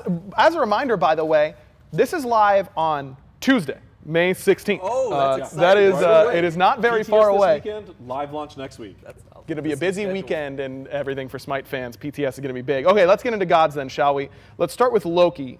This is more of an adjustment to Loki. His laugh has been removed as an audio cue on Vanish. That's his stealth. Right. Due to its inconsistency in volume and duration between skins. This ability will now have a single audio cue sound effect that shares a volume and distance modifier across all Loki skins, but with some slight adjustments depending on the theme of the skin. So just all about consistency. This is what Loki sounds like when he goes stealth. Very important. You know, we've been seeing a lot of the Loki mains really analyzing every skin. So we had a lot of fantastic audio engineering work done in this update, which I will get to later, but this was just another quality of life thing that Kellen and his amazing audio team did, and thank you very much for them getting that done. Hopefully Loki mains feel good about this. We want this audio cue to be very audible, right? It's very important to hear. So it's going to be, still pretty present, but it will be much more consistent now between skins. Yep, definitely looking forward to feedback on that. Let's go to Serket, who's getting a buff. Her basic attacks, this one's a little bit exciting. Yeah. Her basic attacks, the third basic attack in her attack chain will now cleave, so this should help her jungle clear pretty significantly. She's also getting a buff to Cobra's Kiss, decrease the cooldown, that's her 2, from 16 to 14. And on Last Breath, decreased pre-fire animation time from 0.2 seconds to 0.1 seconds. So hopefully you'll have a little bit less of that situation where you latch onto a god as they try and leap away and you like half play the animation and then it doesn't take your cooldown and they still jump. Reducing this and really cutting it in half, even though it's already a short time, should account a little bit more for some of those server latency sort of situations that can cause some disagreements. That cleave is huge though, which is going to make sure she can clear better, which is going to be really important for her. I feel like with 9.5 and all the early testing, we're already like so far past this, but there was a lot of discussion about how diminishing returns affect various characters. It's true. We are going to talk about a couple different gods on that. It feels Yeah. like an eternity ago, right? It really does. Yep. Serket was one of the gods most indirectly nerfed by 9.4. Yep. She didn't have any direct nerfs. She was reworked to the patch before, rebalanced the patch before. But she fell even harder from a lot of those 9.4 changes, so we did want to make sure we got some meaningful buffs for her on this update. The gods on this update are also difficult to discuss in terms of how they worked pre-9.4, in 9.4, and now again in 9.5. Yeah. So we did keep the balance this update to gods a little lighter. We focused on a couple gods that we feel like have been struggling for a longer term. Yep. And we're going to go over a few buffs now, but there are some additional nerfs to gods as well for some that you felt like we nerfed in the bonus but didn't quite get far enough on, so there are a few of those. Yep, absolutely. Okay, let's head off to Thor then. He's getting a buff as well as a recipient of some changes on that DR change. Right. Increase the stun on the wall from 1, it was 1 to 1.6, now it's going to be 1.2 to 1.6. So still ending in the same spot late game, but as this is the last ability you max, getting a little bit more CC in there just to make sure that he's not as indirectly affected by those DR changes as he was before. And then increase the base damage of Anvil of Dawn, which is his ultimate. This is the landing damage. It was 100 to 300, now goes 100 to 360. So a nice little base damage buff on his ultimate. Specifically aiming more towards the late game on the base damage of the ulti, and then playing up on that early game with the DR changes on the stun. Yep. One thing we did want to add with Thor and DR is that we know there was a couple gods that were listed out as being maybe specifically hurt by DR more than others. Yep. We wanted to be very careful with those changes, though. We didn't want to just go and buff all their CCs right away. Right. Especially since we saw Iset and Horus actually specifically get much better in that patch, even though many people thought they were hurt because of the DR changes. But their win rate stats did go up. Thor was affected, though, as was Serket. So those were buffed. And we're testing this here with Thor. And we think it's a better plan to adjust these duration numbers as opposed to making more immune to DR type of CCs, like because that can get difficult to track already.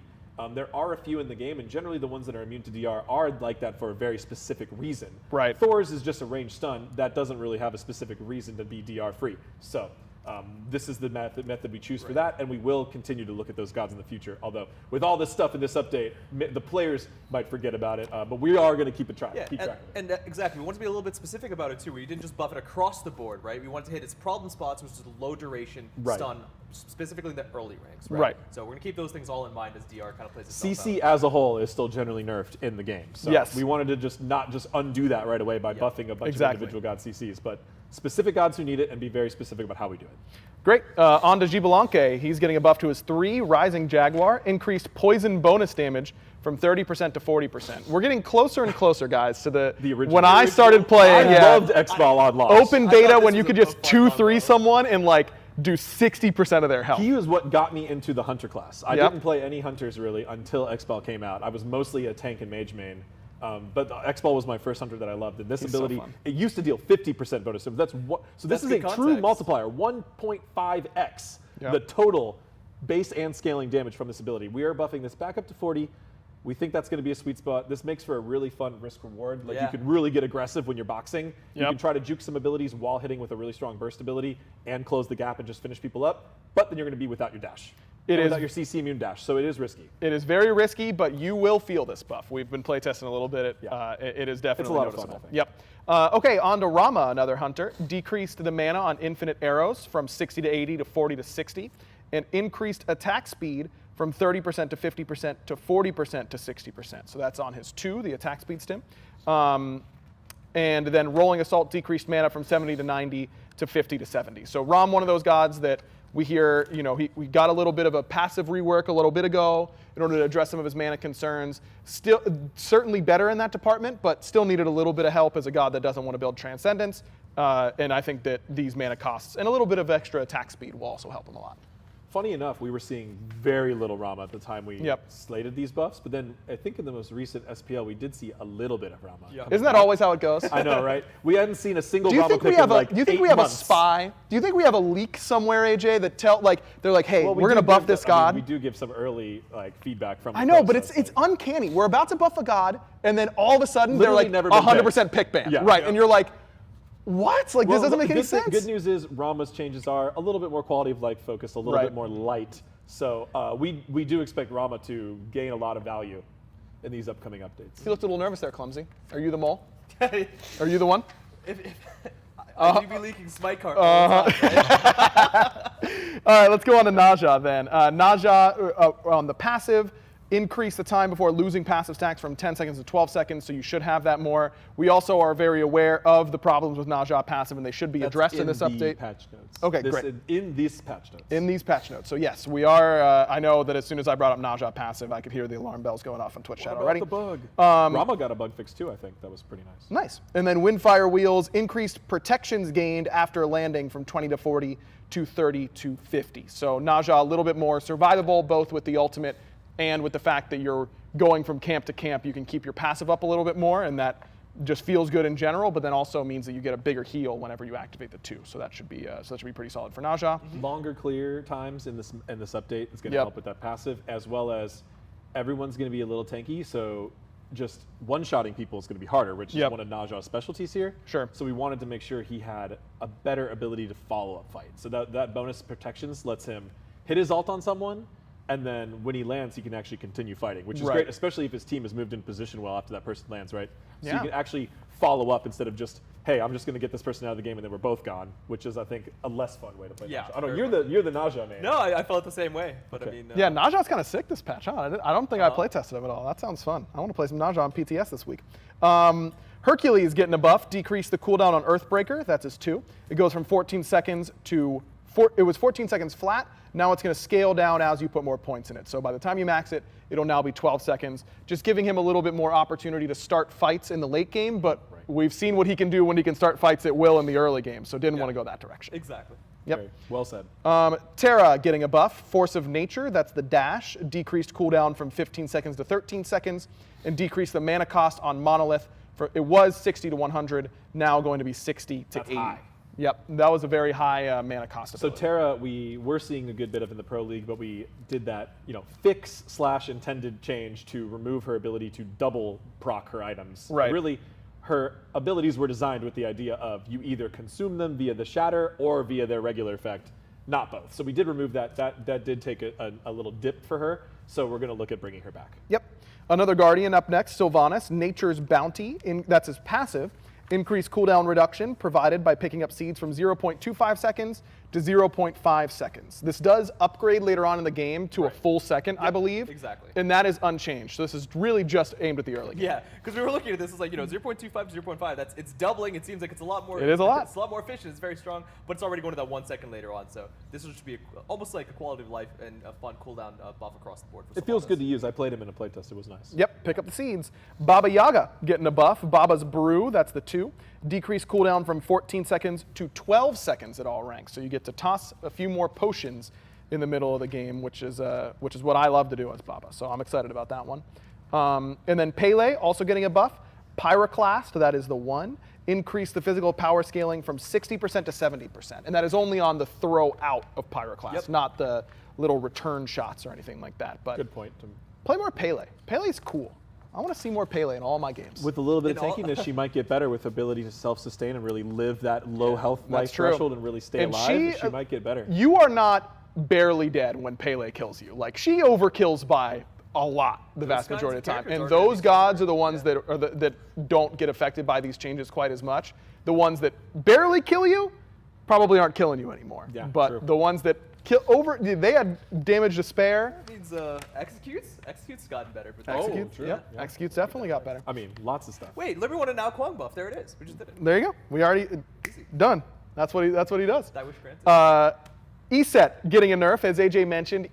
Even after the DR changes, ESET actually saw a win rate increase. So getting a nerf here on Dispel Magic. Also, of course, her pro viability and how prevalent she's been there.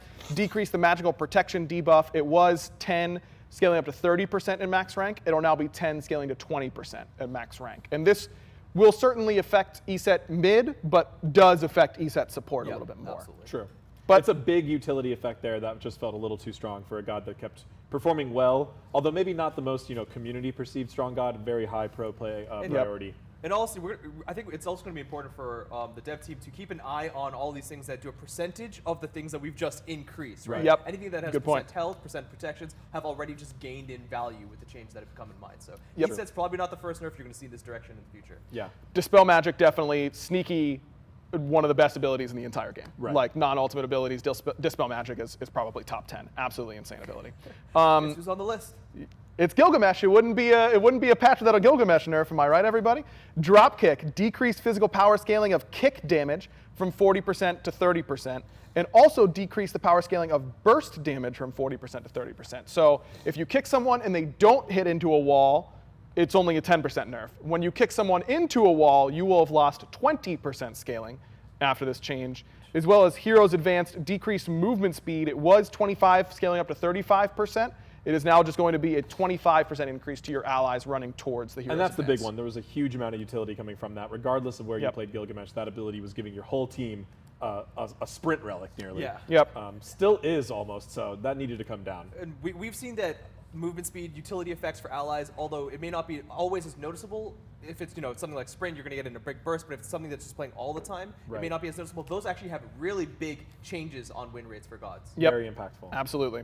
Okay, Artio up next, another pro-focus god here. Decompose, that's the passive. Decreased max stacks from 8 to 6. And Energy Surge, that is the Druid form 1. Increased cooldown of both forms, and Maul Prey, so it's both. Increased the cooldown, it was 12 seconds. It is now 15, scaling down to 13. So a massive nerf there to Artio 1. Big nerfs. And decrease the damage of Maul Prey, that's the bear swipes. It was 40 to 160. It does hit twice. It is now 35 to 155. So a little bit of a damage nerf, though, because it's doubled. It's a little bit bigger than it looks.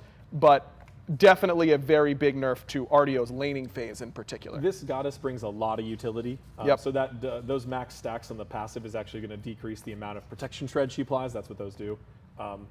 But bringing the damage and her core damaging ability down so she can really focus on, she can still be very impactful in a team fight with all the utility and CC she brings. So letting her shine in that regard, bringing the damage down. Also, she's just been a force in the solo lane for like a year now, even through more nerfs. So we think with this nerf and all of the other shifts in the game that we'll probably see her a little less now. Hopefully, finally, maybe.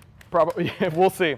It's one of those like we buffed her and she's already been nerfed past the point of where she was before she got buffed, and she's still the meta does that dominant. to you sometimes. You know? And they get sticky. And I'm sure a lot of this is in the dev notes. A lot of this is going to be things that people are going to papercraft and see in game, but a lot of these changes are going to be kind of amplified with the other things that are happening, right? With TTK changes, with the Jade Emperors and Celestial nerfs, and all the different hybridization nerfs, Guardians as well will just probably won't be as effective in the solo lane anymore. They don't have the in-hand power that warriors do. Well, their damage is less important too. Exactly. Right. It's all about their being utility. tankier. It's it's going to be harder for them to clear lane in solo lane. Yeah, definitely a little bit harder. We'll see what actually ends up happening in the solo lane meta overall. And speaking of the solo lane meta at a high level, especially Kleedna getting a nerf.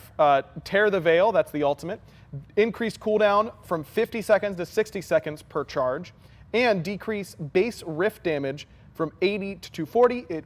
That's what it was. It is now going to be 60 to 200, and that also ends up being pretty impactful because the damage reduction you get from getting hit by multiple stacks of that, and that applies to gods, minions, jungle bosses, all that kind of stuff. Lowering that top end amount actually ends up making this ability do a lot less damage to things like objectives. And that the cooldown is per charge, so that ends up being almost a 20-second cooldown nerf. And that rift damage is often what people get hit by, because you don't always get hit by the burst. Right. But if you walk through it at all, you will take generally the first hit of the rift, which is still a pretty big hit. So bringing that down considerably, and then that's also going to bring down all subsequent hits. So again, pretty big nerf for her. We she still might need more, but we noticed that from bonus, people felt like she still needed another one, and we agreed. It also helps her hit her PvE, like laning or jungle bosses and other stuff like that. It's going to hit her in a few different ways, which I think is going to be pretty important for hopefully getting her off the nerf list next time. Yeah, speaking of getting them off the nerf list. Oh, no. Guys, I joined the design team in like February. You know how many patches we've had since then? This is the third one, right? This is the third one. Zeus nerfs have we had? This is the third Zeus nerf, not even including bonus nerfs. Oh. Well, the god is really good. Guys! And the god is going to be really good in this patch, too, because of his sustained damage. Yeah, but he's Zeus. He's... Whatever, man. Chain Lightning. It was 10 seconds. Now it's 12. It's totally unbiased. Totally unbiased. Aegis Assault, decreased movement speed. It was 20 to 30%. Now it is 15 to 25%, so 5% on each end. And decreased attack speed, it was 20 to 40%. It is now 15 to 35%, so 5% there. So that cooldown's going to bring down a lot of his total damage, his burst combo, and then that utility also. We're really glad we gave it to him. A lot of times we try to be careful with removing the thing we just gave you. Right, exactly. But after he already got some other burst nerfs and still needed some more, it was time to adjust this. And, he's good. He deserves it. I think he's going to be in a good spot after this. He's going to be fine. And here's the real kicker that these guys might not have realized. Aegis Assault and Chain Lightning used to each be 10 seconds. Right. We nerfed Aegis Assault to 12. And now we're setting Chain Lightning to 12, so they'll be on the same cooldown again. It'll feel good. Right. It will feel good as long as you're blowing people up a little less often. But the fact that it doesn't start until cooldown until you get it back, it's fine. Zeus is going to be fine. Zeus is probably one of the gods that contributes to many complaints of initial game burst damage, especially in non-conquest modes, right? But guys, every time I like on Twitter and on if I stream or something like that, everyone's like, Aggro, you're supposed to represent all of us Zeus mains. Like you're messing up. I feel like I'm letting my people down a little bit. You are unbiased in the balance meeting. So Josie's Aggro's doing a great kudos job. to you on that. All right. Yeah, we'll go with that. That's fine right there. Appreciate it. All right, that's all balance. That's all of balance. Just that's it, And also the fact that every god got 40% tankier at level 1 and 8% tankier as the game goes on, and that whole thing.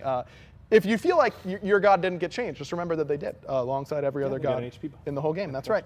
That brings us to maybe my favorite thing we're going to show off today. I'm so excited for this. This is going to be awesome. We ended up something like, hey, all this crazy awesome stuff. This is some crazy awesome stuff coming up. This is one of the biggest SMITE updates ever, honestly. Yeah, it's absolutely insane. We've got a nice little video to give you a preview of what we're about to talk about.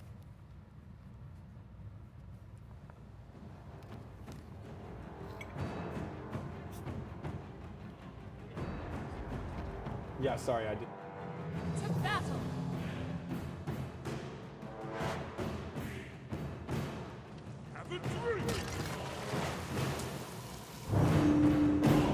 Come into the light.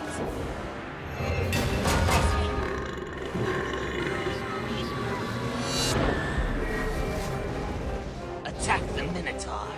I'm on it.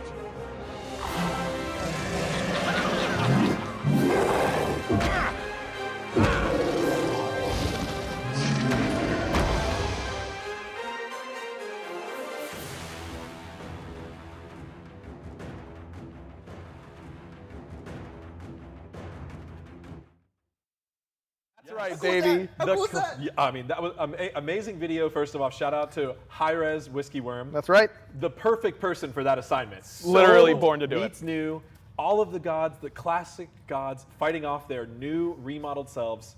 But the closed beta Conquest map is returning to Smite, which a lot of our players have never played. It's so fun. I myself, as a closed beta player, was super excited about this. I've been pushing for this feature for quite a while. And you heard the playtest was coming, he's like, I'm going to be there. Like, dropping everything. Yeah, AJ's so busy. We like never get to have him in playtest as much as we like. He was like, is it a classic Conquest test?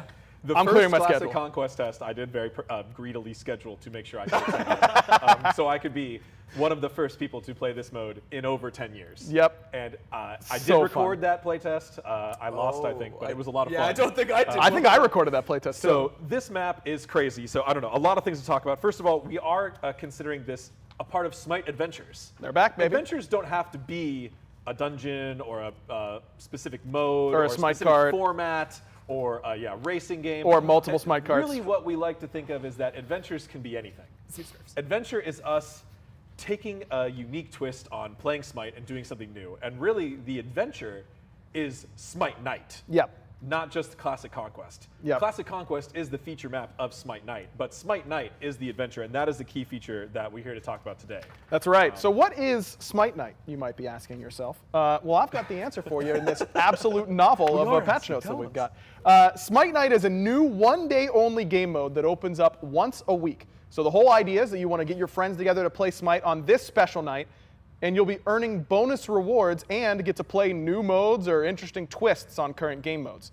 Smite Night will occur on Saturdays and last for 24 hours, and it will feature a different mode each week. So here's a little preview of what you can expect from Smite Night in the next few weeks. On May 21st, you'll be able to play Classic Conquest for the first time in a decade, basically, and you'll get some crest rewards for it. You'll get a loading screen and a Heavenly Light chest. Those are good rewards, you know. Yep. You want to show up and play these modes to get those.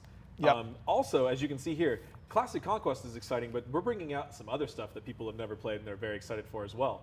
The second Smite Night is going to be All Out Slash. Yep. That's going to be a match of the day rule set on the Slash game mode where you can pick duplicate gods. Oh, cool. Like the All Out Assault, which that is my favorite match of the day because you can build some really crazy comps and wombo combos. Yep.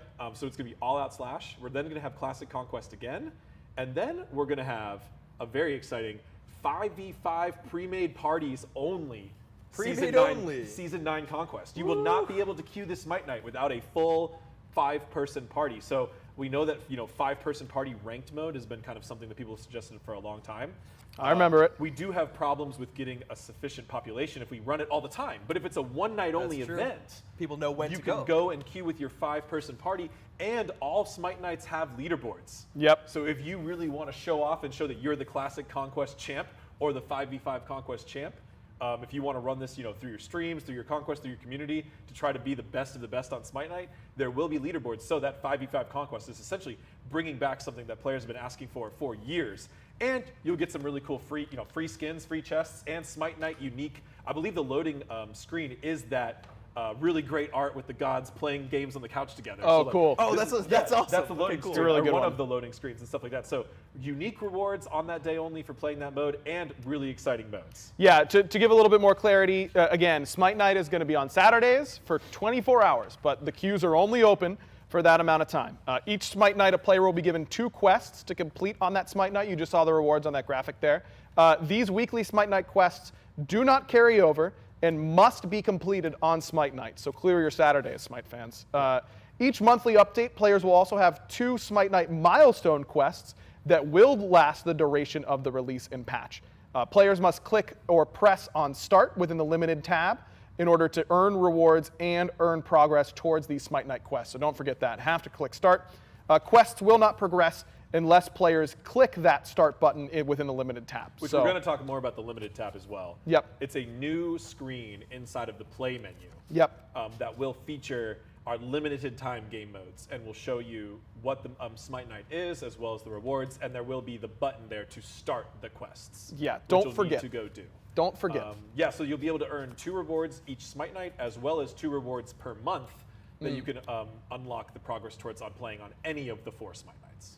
Great. I mean, The fact that leaderboards are there as well, like I I can't think wait that's to see so who's cool. going to be the Classic Conquest champs.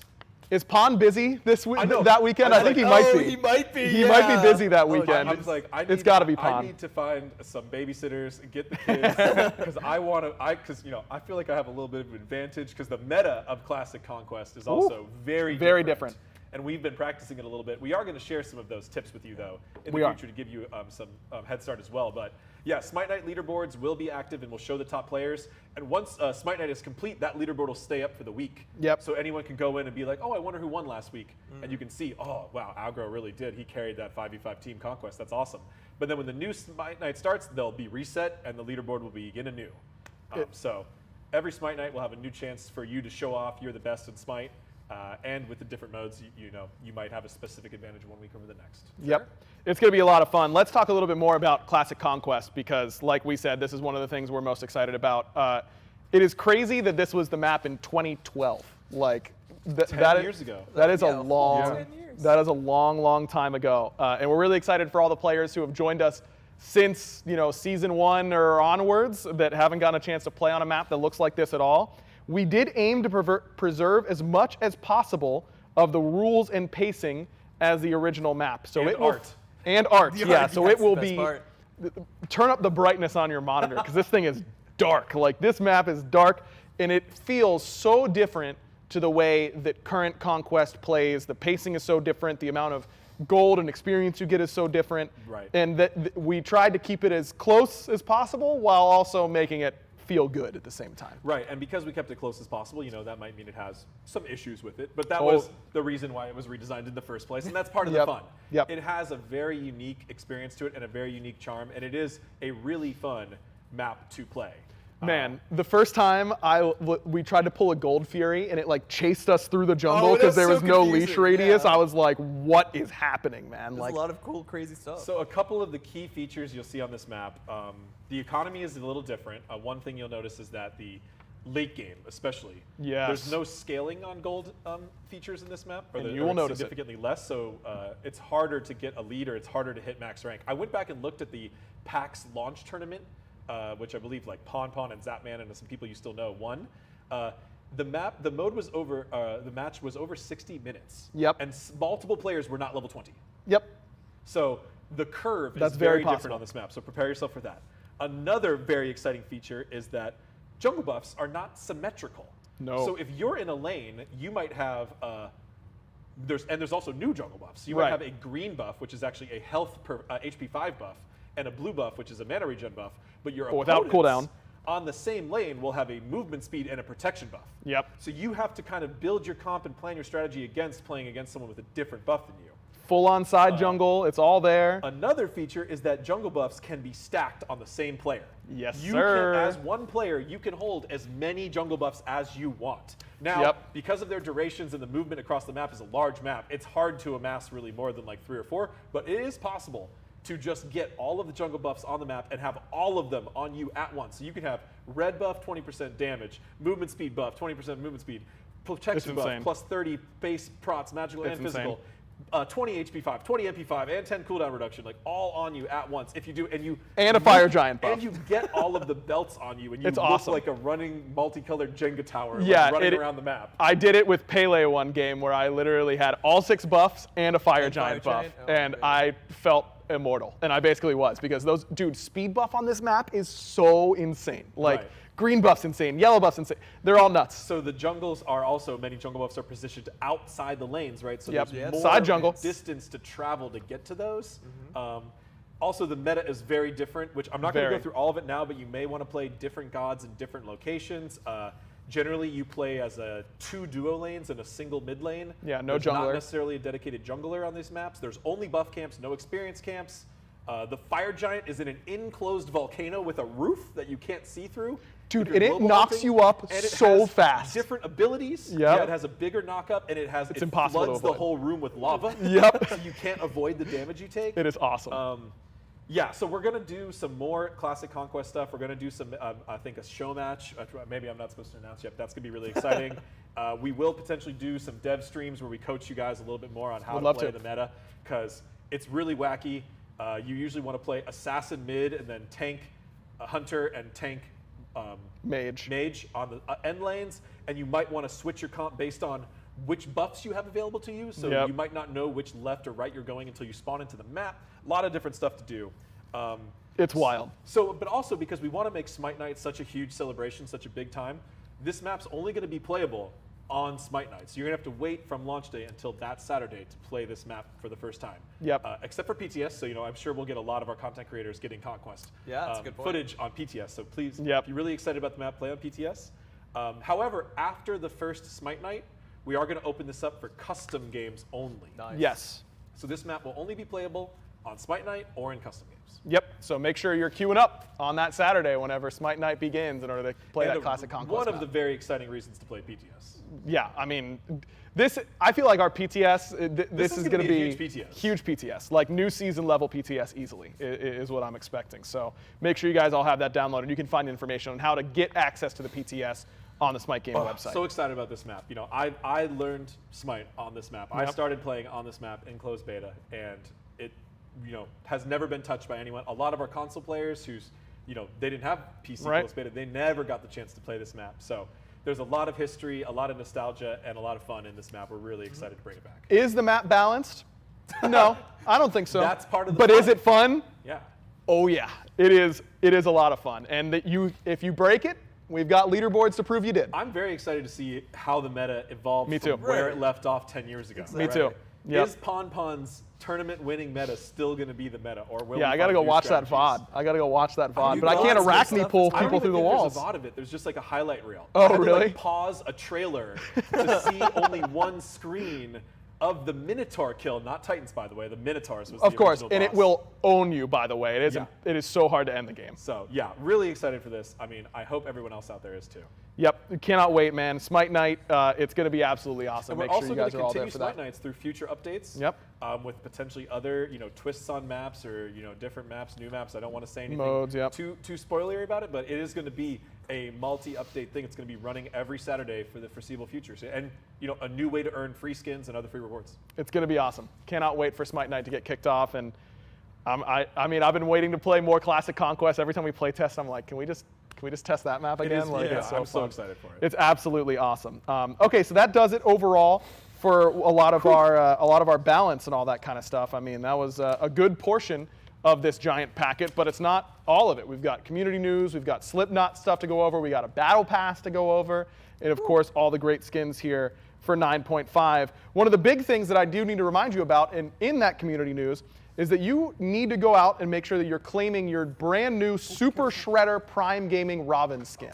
That is absolutely awesome. This is a great skin. It's a new skin. This is not the same old Shredder skin that you got before, and you can only get this through Prime Gaming. So make sure you grab that while you can, because it's not going to be around for much longer, because we've got a new Prime Gaming skin incoming that I'm not going to show you right now. I gotta hold a little bit back in this situation. So again, the new Super Shredder Prime Gaming skin for Robin as part of our crossover with the Teenage Mutant Ninja Turtles.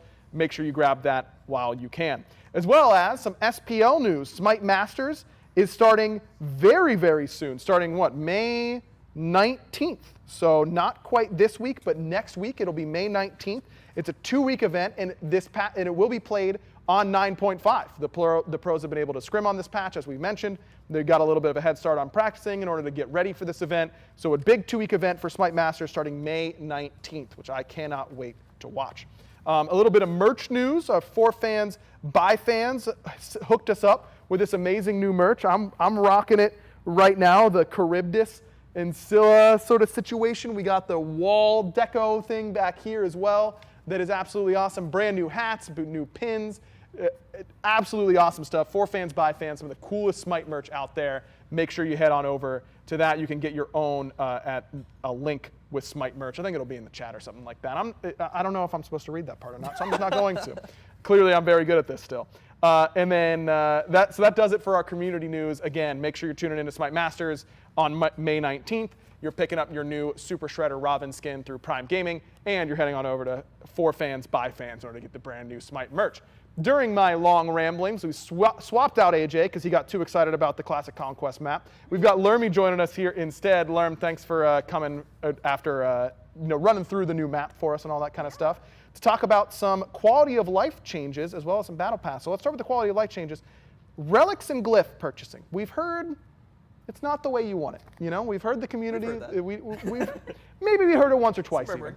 Now, we've changed how it works. You can just double click on the relic that you want in the full relic menu. It's not going to pop up with the sub menu. Same with if you want to buy Calamitous Rod of Tahuti. Your Rod of Tahuti without buying Calamitous Rod of Tahuti, you just double click the Rod of Tahuti in your store and it will purchase it. It feels really good. It feels really good. If you still want to get to those glyphs or other relics, you can of course go to the sub-menus that exist within the item store, but you can also click on them in your inventory and that will still bring you to the glyph screen, the relic trees, and all of that stuff. But every other place, it's going to be the way that you're expecting it to be. Yeah, let us know if this is the way you want it. We think it is.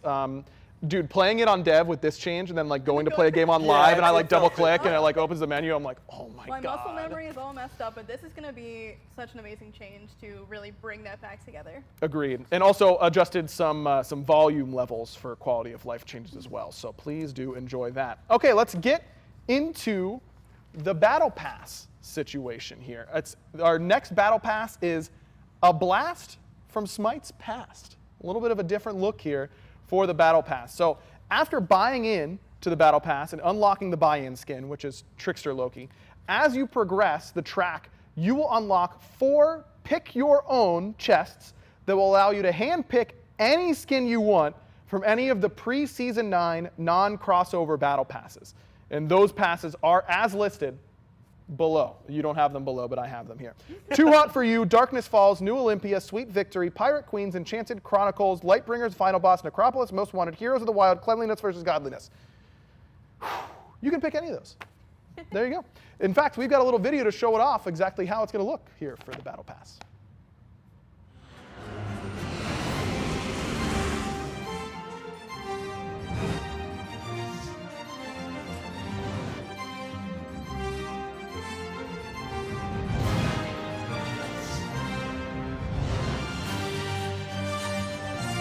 How exciting, some more people to fool.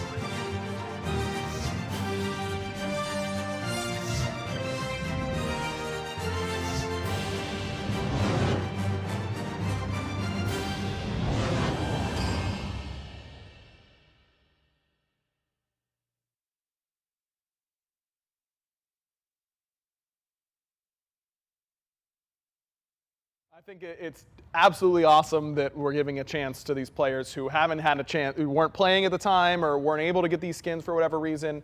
Now they get to pick their own favorites from a lot of these. And I'm sure that there are those of you out there wondering, well, what happens if I have all of these skins? Or maybe I got the ones I liked, I don't like these other ones. You can just simply choose to take gems instead. So it's a win-win for everyone, right? You get the skins that you don't have, and if you have all the ones you want, by playing in the Battle Pass, you'll just get more gems, which is a really great situation. And also, good, you know, we're turning back the clock a little bit with Classic Conquest, Matt. Turning back the clock a little bit with the Battle Pass as well, you know? Doing a little bit of both. Yeah, and I'm really especially excited about that Trickster Loki skin. A lot of players have not had the chance to get that one, so at last, you know, if you participate in the Battle Pass, it is the first skin that you'll get on the buy-in, so that's just going to be right away. You'll be able to have this awesome Loki skin. Yeah, Trickster Loki, definitely one of those cards, or one of those skins that you feel like everyone's always, you know, oh, I wish I could have gotten Trickster Loki. Like that one, I feel like comes up a good amount. Do we have a view of Trickster Loki in game? I think we might, but I'm kind of just going. Yeah, I'm sending it. There it is. Look at him. Just hope for it. Just hope for it. And I know Jithens has got my back. He's a beast. So you know, I know production has me. It's going to be a lot of fun to see which skins are most popular. They get pulled out of these pick your own chests. I'm looking forward to that type of thing. But yeah, please get excited for the Blast from the Past Battle Pass. Okay, on to some new skins that you'll be able to check out. We're going to start with the costume chest. And this one, it's fun. I can see your expression right now, and I just want to say that's exactly how I feel right now, but in a great way. Yeah, this skin is really something, you know? It's something that exists for us. Yeah. I think it's really good. This is like a really troll skin, which is up my alley. It's perfect. Reminds me of the hot dog stuff, you know? It does, yeah, it's a little bit hot dog Odin-like. It's a little bit out there. I'm sure you guys were not expecting horsing around Chiron, because how could you have? It's in the costume chest. I don't know what our official story is with horsing around with Chiron, and I'm not going to say anything in danger of getting in trouble. But it's what do I say about this, man? I just can't wait for him to like just be popping Centaurus, just hitting me away while looking like this. Like it's everything like about it. The animations are so good with the skin. Like the head flops around a little bit. The voice pack is unbelievable. Great job to the modeling team. Yeah, this model is absolutely fantastic. Holy cow. I think it comes with the VXG as well. Horses. Yeah, right. Holy horse. Right. Yeah. Thank you. Thank you. Do we have a voice line to play in this? Sometimes we do. Yeehaw! Where's the party at? Look, just wait until you get your hands on he's this. trying to be the centaur of attention, all right? But did you write this one? No, I did not write this one. This is Tina. This is a Tina. what? I was going to say All this is over a it. Tina skin. Yep, absolutely, 100%. Okay, so that's in the costume chest, horsing around Chiron, coming at you with 9.5. We also have the Heavenly Light event, of course. We've got a couple of skins coming to you through that Heavenly Light event. The first one is going to be Dark Apprentice Apollo, which is a skin that looks really, really cool. Definitely a bit of a different look for Apollo, but one that, for a god who's been around since the very dawn of time, it was the god that I started playing on the closed beta Conquest map. Okay. It was.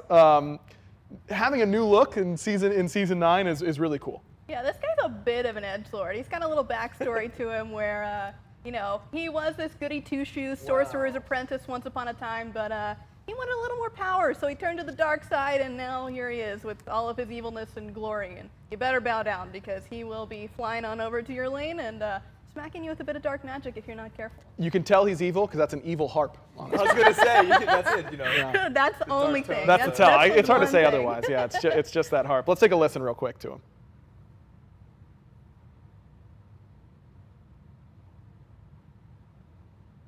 I am the master of the dark arts. There you go. He's the master of the dark arts. You know? Yep. This man knows what he wants. Next up is Mystic Flare Pele. Again, I'm a Pele stan, as I've said like 30 times on this patch note show already somehow.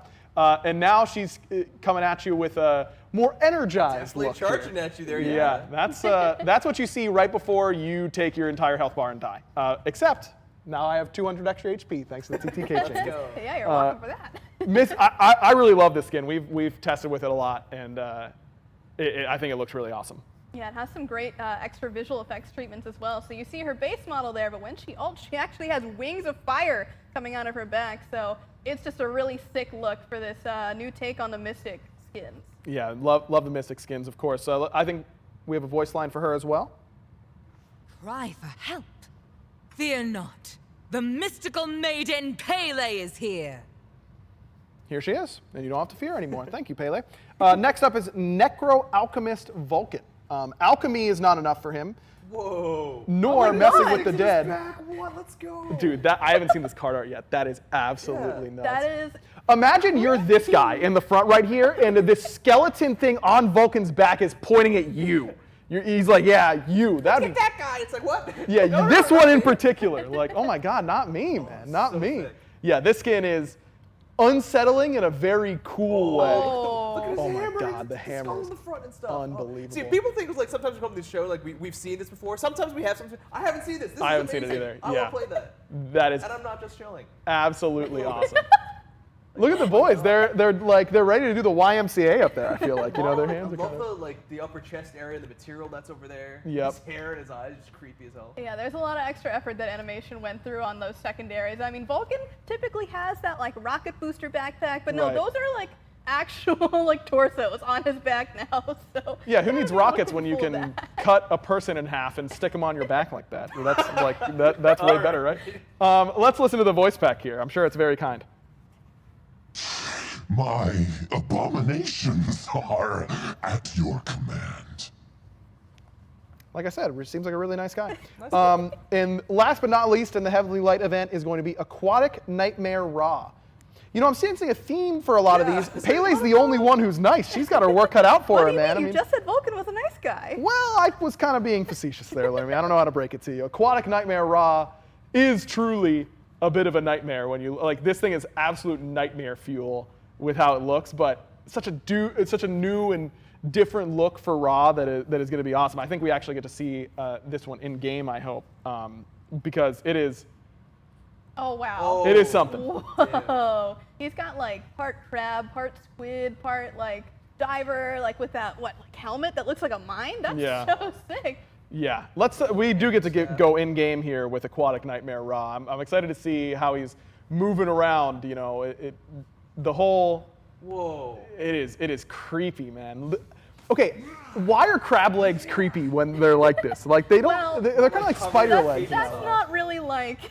You know, the normal way that crab legs look. They're kind of a... Oh, it's an anchor! Oh my goodness. That's like the Dude, pencil that from is before, so but cool. It's just so much creepier. He's dragging an anchor across you. Like, surely that hurts a lot more than getting blasted in the face with a little sun. A little sun. I'm really pale, Lermy. A little bit of sun does a lot of harm to me, personally. Oh, look at the mines. That's so sick. Oh, and they're in the air, and they too? float. Oh my god, that's awesome. Yeah, I have not seen this one in game at all. I've only seen the card art, and man, so awesome. The little red and black for the ultimate. Oh.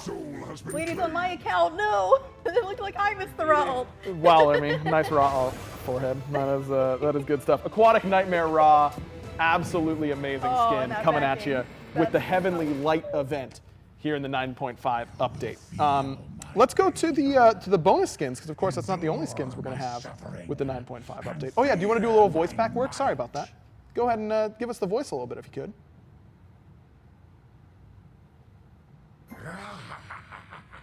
You have done well. I am the terror of the deep. That is awesome. That's Definitely, super stoked. Gives that drowned sailor vibe, but like he is just gonna hunt you down if you take 1 foot into those waters. Yeah, drowned sailor plus squid plus crab plus who knows what else. Definitely terrifying. Okay, for the 9.5 bonus skins, which will be live on May 31st, so a few weeks after the 9.5 actual patch goes live, as part of the Heavenly Light event, we'll have Glaive Tech Kerninos in that bonus patch. He's definitely not as spooky as the earlier Heavenly Light skins, but very, very cool. Kerninos, always one of those characters that I love to see how the changing of seasons ends up working with their skins. And yeah, I think that you can take a pretty good guess on what's going to happen whenever he's changing stances. The Robo Dog. Did you say pig? Amazing. Isn't it a pig? He turns them into boars. Oh, I don't know. Oh, yeah, sure. For skin. Yeah, that's true. Yeah, who knows what they are? It's a little robo guy. Okay, that is definitely more of a dog tail than a pigtail. Oh, I mean, yes. It's but not how do you make squiggly. You're making a curl out of metal. I mean, that's kind of hard. Well, do you see they could use he's got the blue stuff if he wanted to have a squiggly. That's why we're not modelers, right? Yeah, exactly. Very, very true. Let's take a listen to the voice back here real quick. Mechanized Kerninos, ready for battle. With my dog. That's weird. You guys hear him say that? Yeah, I'm sure I heard him say that. And as well in the Heavenly Light event, we have Afro Future Olaron, which is just an awesome skin, man. Olaron has no right to have this many good skins, dude. Like, he has absolute right. He's like the divine ruler. Yeah, okay, I guess you're right. Like, but all of his skins are absolute gas. Like, every single one of them is just so cool. And Afro Future Olaron is just the next in a long line. Styling, dude. Like, I love all the patterns and the colors in this, like the teal, turquoisey, like main accent color. That's such a sick look on him. I just like the theme difference as well, like this nobility into like mechanized, right? Because it's the mixing of those two kind of ideas. Yeah. Sweet. Absolutely. Oh, wow. Super cool in game.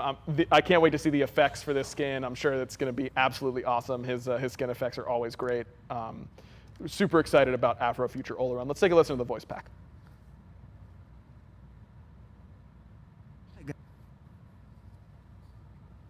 The kingdom will be fine without me. I gotta get in on this action and try out my new tech. It will be fun to see your new tech Afro Future Olaron. I agree. And then in 9.5 bonus skins section, we also have the Sea Being chest, including a brand new fluorescent friend Ganesh. He intimidates me a little bit, but at the same time, he does look very nice. You know, He looks nicer than Vulcan at the very least, the Necro Alchemist Vulcan.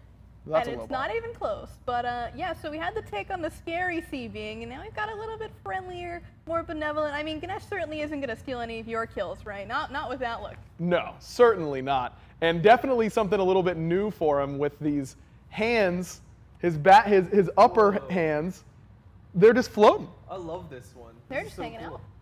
I hadn't seen this one either, and just like I love just like the way the modelers approach this. The concept art is probably like what a fantastic job here.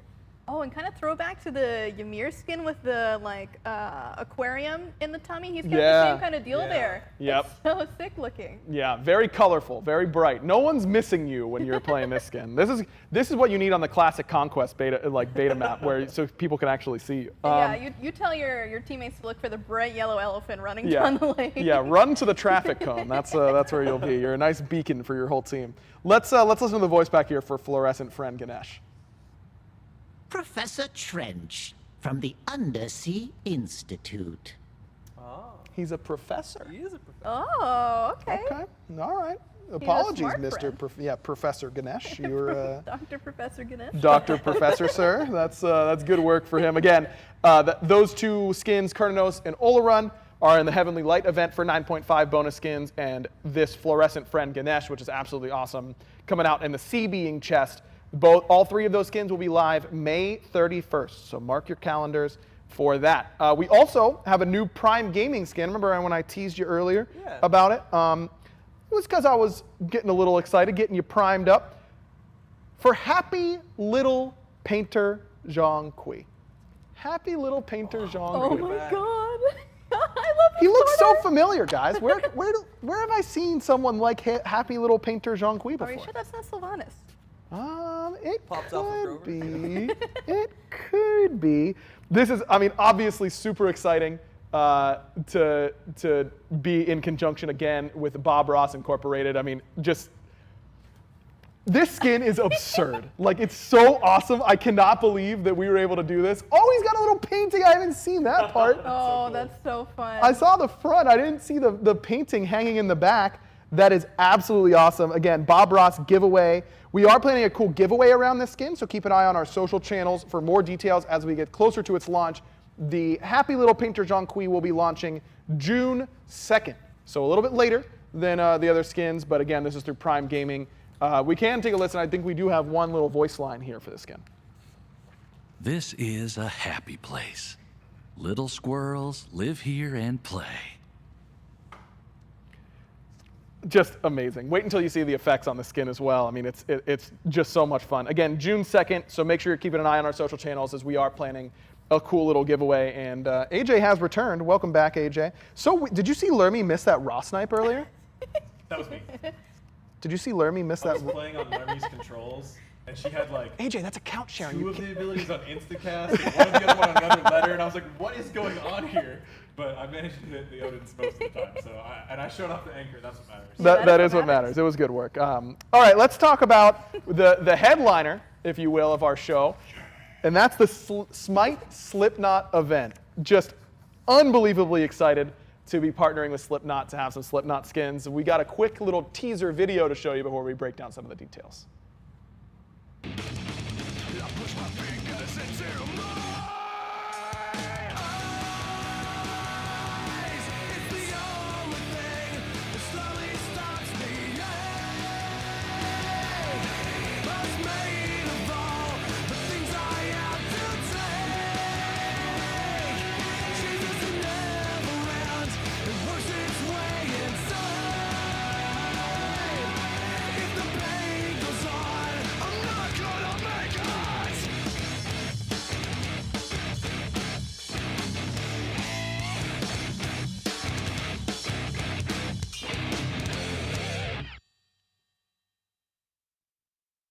That's right, the Slipknot SMITE crossover is here. Just so excited, and what an amazing job like all the teams did on these skins in particular. I mean, from visual to audio, everything is amazing. Yeah, these things are hard to pull off. You know, there's a lot of complications, a lot of things that go on behind the scenes, a lot of people working really hard. Music licensing deals even more complicated than always difficult. Shows and other IPs. It's really great, but you know, this is a legendary music group here that one of the greatest of all many time. people know very well. We know for a fact that a lot of Smite players are a fan of this group here. Yep. Their visuals, their sound is just amazing. Slipknot does something really super unique. You know, no one else quite does it like that. Yep. I gotta also shout out to our audio team specifically. 100%. I think, you know, even before we talk about Slipknot, audio just as game dev is extremely important to the experience. How many video game OSTs do you listen to when you're not playing games? All the time. How good do Dark Souls abilities feel because of those sounds, right? Yep. How amazing is a Smite game because you heard something over the back of your head and you juked to the left and that raw ability went right. Like, audio design is so important. Yep. As you both know as designers, you make a new ability, it can feel good. You know, the timing's there, the particles there, it can feel kind of okay. Yep. You get that audio in there, it goes up a huge amount. So huge shout out to our entire audio team who's been working with us for many years and, you know, working really hard on the game. Specific shout out to a dev named Kellen. Yeah, AJ, I actually got to steal it from you. Unfortunately, speaking about how important sound is and how awesome it is, we're having a little bit of trouble with yours. That's ironic. That's, wow. That's that is a little bit unfortunate. For a while, so maybe I knocked it. But I do want to share a note from Kellen, the audio lead on Smite, who, of course, as AJ was saying, I don't know if you could hear him super well, but it was just so important how big this audio stuff was and how important it was for this crossover in particular. And Kellen wanted to share this note. He is, again, Smite's audio lead. He says, and I quote, "I really wish I could have been here today to share my excitement for this collaboration. As a fan of Slipknot for over 22 years, it was surreal to have the opportunity to work directly with Slipknot to bring them and their music into Smite. This was a passion project for us. This was a massive passion project for us, excuse me. I would like to extend a heartfelt thank you to Slipknot and their team, as well as the Smite devs who went all in on this project and trusted me to give my input. This was a career highlight, and I'm so excited for everyone to jam some Slipknot in Smite." And that is from Kellen, again, the Smite audio lead. Unfortunately, he was feeling a little under the weather, so couldn't be here for this update show. But man, I mean, to be a fan of a group like Slipknot for 22 years and now have that type of opportunity. I've been listening to them since the first album too, honestly. Yeah. And, you know, they've come and gone for my listening tastes, but I bet, you know, we were talking about this yesterday, how much Slipknot we've been listening to again. It's insane. To get ready for this, and it's all so good. Yeah. And Kellen is our audio lead on the team all the time, but he also served as more of a creative director over the entire Slipknot project, focusing on the audio, the abilities, the music, as well as making sure we got the brand's overall tone and theme right, making sure the characters looked up to the detail and quality that we want to show off, and make sure that Slipknot is proud of their characters in our game. Yeah, I mean, as AJ said, like when I knew this crossover was happening, I got an opportunity to write some voice packs for the Raijin skins. I was like, yeah, Slipknot's like, they're cool, I like them, but I wanted to really dive in order to get a better understanding. And now, like, I just haven't been listening to anything else. There's so much, like, I mean, 20 plus years of great music to really dive into. So overall, just want to give some overall details here. Slipknot is always a top band that comes back whenever we survey Smite players about their interests, and it's just an unbelievable dream come true to have incorporate a legendary group such as Slipknot into the battleground of Smite.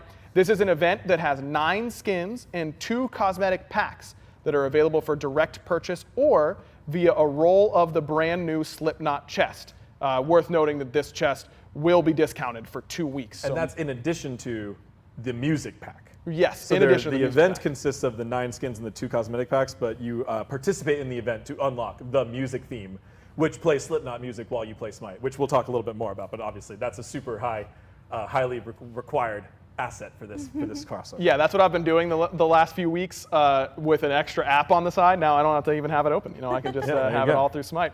On the note of voice actors, we did have the pleasure of working with Alessandro Venturella and Michael Pfaff to have them record their own voice packs.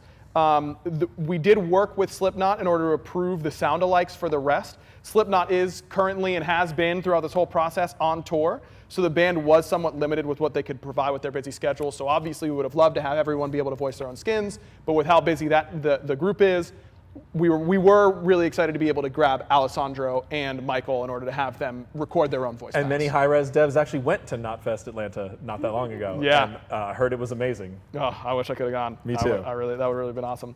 And then for some specifics, in typical Slipknot fashion, Clown went above and beyond by recording a library of sounds that we incorporated into each skin. So AJ, you were telling me about this right before the show. Yeah, so not only do we have the music of Slipknot, we actually have sound design of other sound effects that are going to go into those characters that were also designed by Clown himself from the band. So really awesome, really glad that Kellen could work so closely with the team there to bring these characters to life and make sure their abilities just sound awesome. Yeah, I mean, and it's a really cool new way to do something, a crossover like this, to have the event is part of it, and to have, with a group as large as Slipknot is, to be able to incorporate all these different members. Right. So it's the skins are for 3 different gods, and each god has 3 different variations of the skin for each of the members. So let's start off with Chalk. Chalk will have 3 skins, just like everyone else, like I just said. Mick Thompson as Chalk, Jim Root as Chalk, and Alessandro Venturella as Chalk. And I think we have a look at some of these card arts. First of all, this piece of art is amazing. Absolutely awesome. I love this one. Yeah. I hope Slipknot fans all over can enjoy this, even if they have no intention of playing Smite, whatever, that's okay. I hope they enjoy this specific piece because it's gorgeous. Yeah, it's definitely a huge challenge to incorporate 9 different characters into one single piece of art that can also be broken down into card arts and icons and all those other beautiful assets that will be going into the game for Slipknot. So huge, huge props to the team for making such an amazing piece of art. It's absolutely great. And we do have actually a view of some of these skins in game. So let's jump straight to that actually here for the Slipknot and Smite crossover. Again, Mick Thompson, I think, should be this first one here, as well as Jim Root and Alessandro Venturella for the Chalk skins. And it's just like the weight of Chalk and like how intense his animations are and the ultimate and all that kind of stuff. I think it's such a great combination. Right, so these skins are also themed to the musical discipline of the various band members. So Jim Root and Mick Thompson are guitarists, and Alessandro is the bass. And actually, the audio design is also unique for the Alessandro skin. Sounds more like bass when he uses his abilities, whereas the other two sound more specifically like Jim and Mick's guitars. That's really You're also going to see, their iconic masks are key differences between every unique skin, and there's a lot of changes to the overall outfit and the modeling of each skin.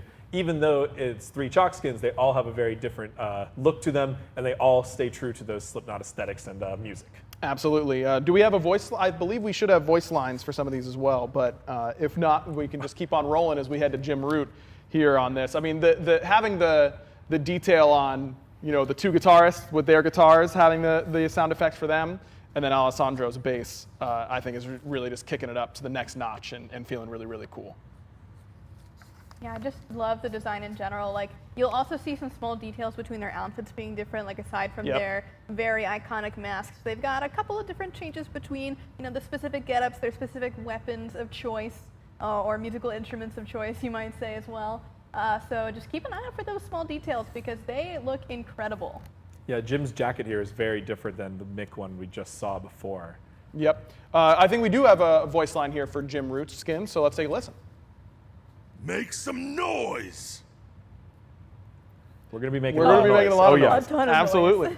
And then, of course, we have Alessandro Venturella, variation of the Chalk skin. Again, much more bassy here for this one, as he is a bass player as opposed to Jim and Mick. I believe we should have a voice line for Alessandro as well. My heart is just too dark to care. Absolutely love it. Again, Alessandro actually able to voice his own skin, which I'm sure was very exciting for him as well. Let's head on over then to the next batch of skins, if you will, here. I believe Raijin is up next, and then we should be leading with Michael Pfaff on the Raijin skin. And then very much like the differences in the Chalk skins, there will be differences here as well, not just the masks, but in the outfits and the types of drums that they play. Both Clown and Michael Pfaff's drums are going to sound more like their percussion instruments, where Jay Weinberg's drum sounds more like a traditional drum set. So again, that attention to detail. And to me, Slipknot is, they have a lot of iconic sounds, but those drums are just legendary. Yep. And they have always been well known for putting on an amazing show and putting those drums really, front and center so you can see and feel them. And Raijin is a perfect character for this because he's got these drums that are big and different and show off a lot of this aesthetic. Yep. You also see there the Raiju reskinned to a little maggot buddy who is a That's a motif across Slipknot music and their branding and their fans referring to themselves affectionately as the maggots. Absolutely love it. Super cool. Let's listen to the voice line here for Michael Pfaff. The only thing scarier than a man with nothing to lose is a god with nothing to lose. Super cool that Michael was able to record his own voice. Yeah, very lines grateful as well. for him to take the time for that. Yep, absolutely awesome. Next up is Jay Weinberg as Raijin, and again, you're going to see some subtle differences there, and Jay's drums will sound a little bit different, but I mean, just having the iconic mask for each of these members, absolutely perfect. Let's take a listen to Jay's voice pack. We are not your kind of gods. Obviously, a lot of these voice lines heavily inspired by the music. And the We Are lyrics Not and all Your that kind of Kind, stuff. the album title. Yeah. Nice note there, Agri. Thank you. You think I wouldn't notice? I did do the Raijin skins, is all I'm saying. You think I don't listen? And then Clown Raijin, of course, last but not least. And additional shout outs to Clown, who was the creative consultant from Slipknot, who we did a lot of our direct conversations with. He was a really big help in guiding us throughout the process, approving our direction, giving us notes on things, and just an all-around amazing individual to work with. The group as a whole is so iconic, and they work together so well with all of their visuals and sounds, and the whole production of their shows and the experience that Slipknot brings. And we really wanted to make sure we got that right. So it was very good to have a guide along the way. Clown, absolutely one of the GOATs, and also helping us out along the way, which is awesome. Let's take a listen to his voice pack. Let me see your hands in the air. Super excited to get everyone a chance to take on Raijin as well as Poseidon. A little bit more of the vocal elements here with the iconic Corey Taylor and Craig Jones and Sid Wilson. I mean, just an unbelievable group across the board, of course. And we're going to start with Sid Wilson, Poseidon, for these Poseidon skins. You saw the Raiju transformed into the maggot. Well, you'll see it here in these skins as well. We got the Kraken too. Yep, it's absolutely there in the Kraken. Let's take a listen to Sid Wilson's voice pack. Does my mask scare you?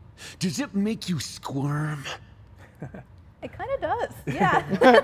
Yeah. It sounds like that was intended. A little bit. And yeah, the Slipknot music, they have these very unique elements to their music as well. So you see here we have like the turntables and the samples, which I feel like is often kind of underrated when people who don't listen to them a lot. Right. They like every band member has this really unique sound that all comes together really well. And those extra sounds provided by are these different and unique sounds that are provided by the samples and the turntable are super important to Slipknot's iconic sound. 100%. I mean, Sid Wilson's abilities will have that turntable element, as you mentioned, and the next one up, Craig Jones, will have some of those samples as well. So very sticking to what the expertise that all these group members have. This one looks so cool, too. Yeah, just one of those iconic mask setups for sure. Let's take a listen to Craig Jones.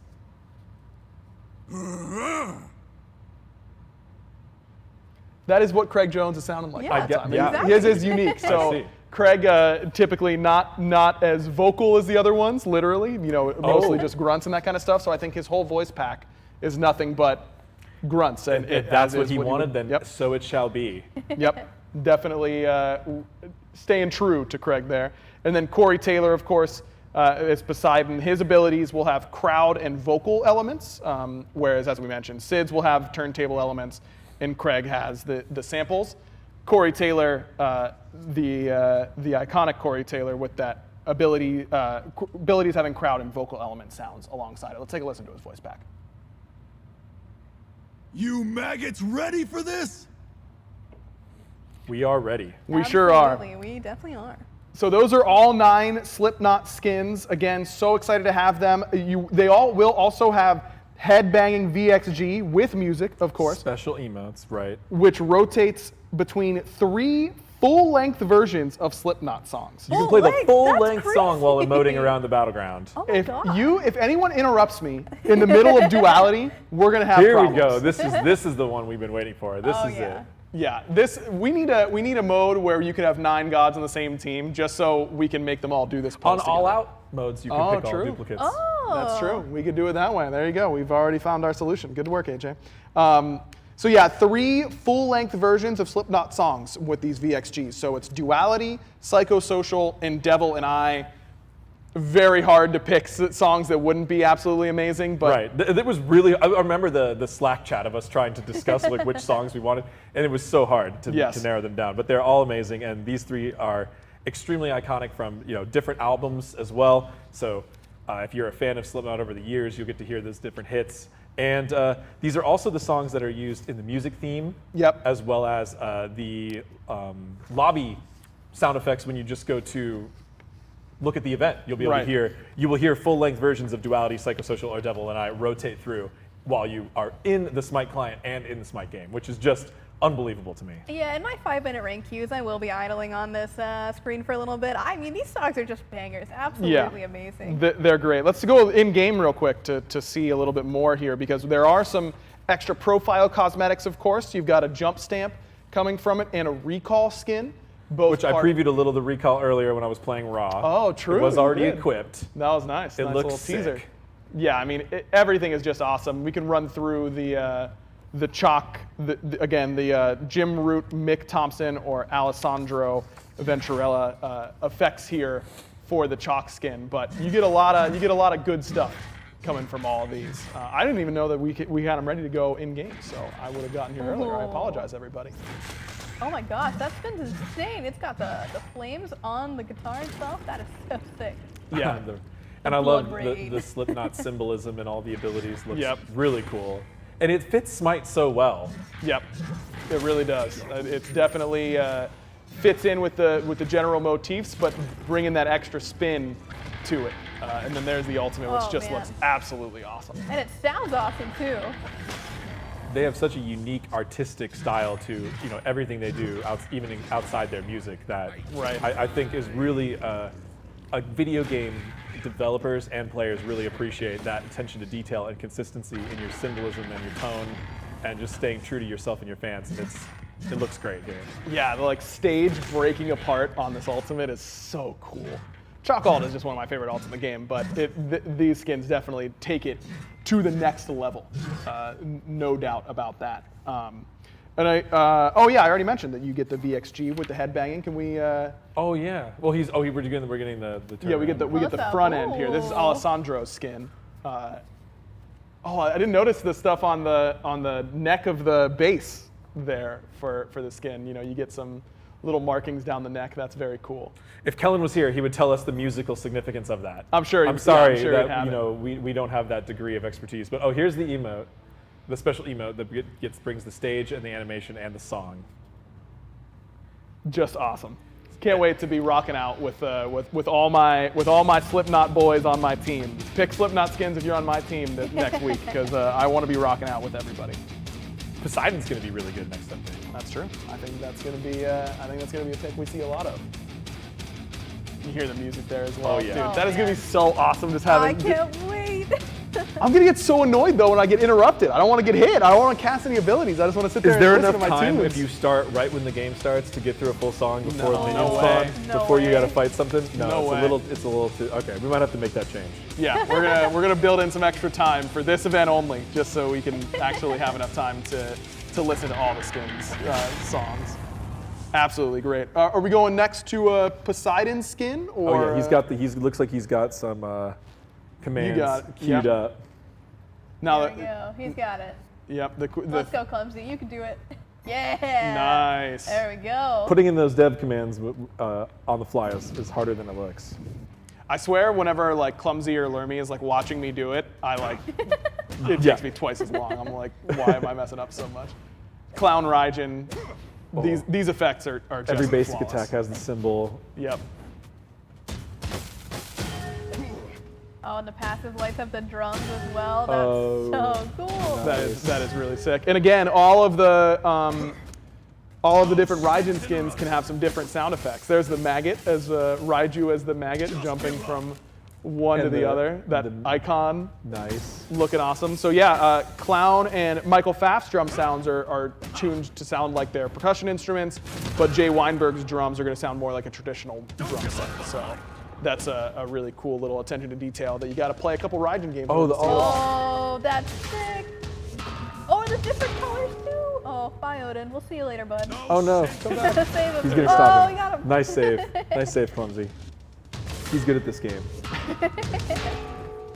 That's so sick, dude. I cannot wait to be playing Regen in mid.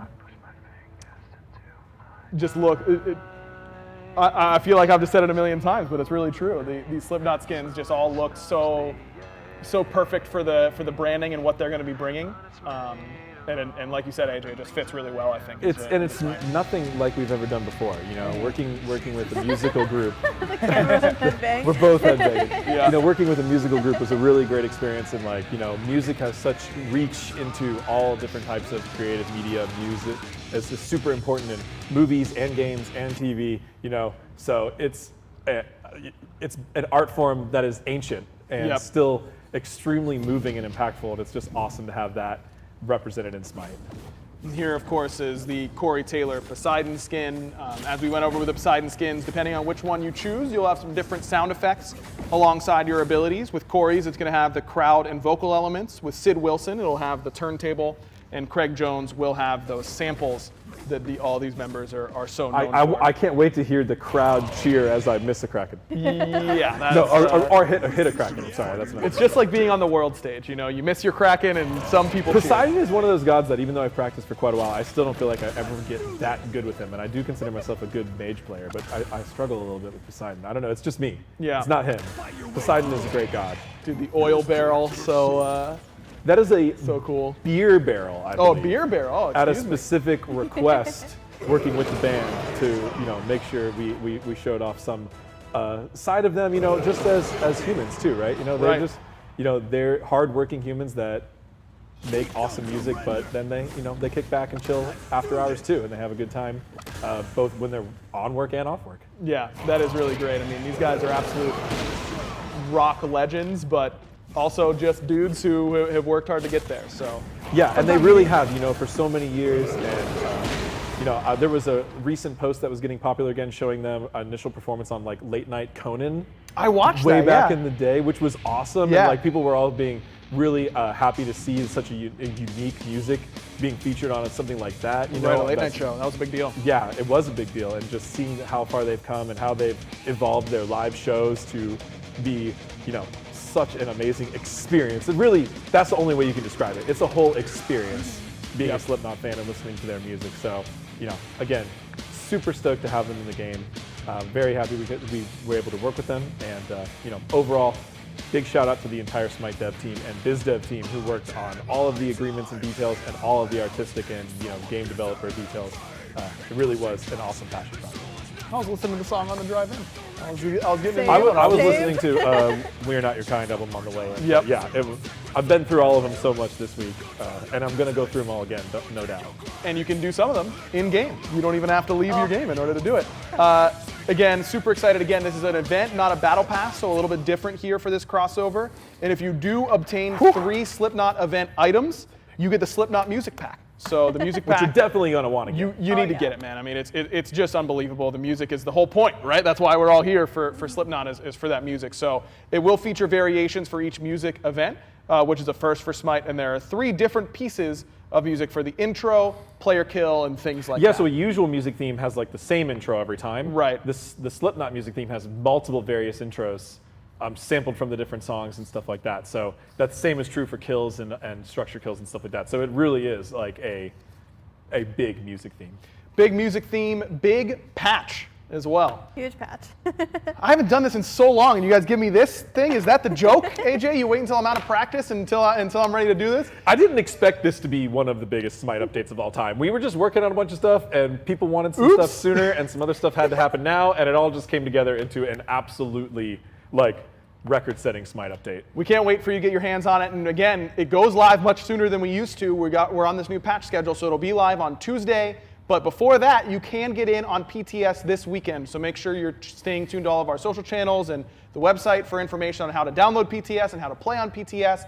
Can't wait to hear your feedback. We do know that with a change this big, it's gonna have some interesting changes that need to be made. So that feedback is gonna be very, very valuable to us. So please, feel free. We're super excited to get your hands on this patch as well as the Slipknot event and Heavenly Light and all the good stuff. So thanks everyone for watching. Make sure you check out all of our social channels and stay tuned for PTS info this weekend. But for now, peach it.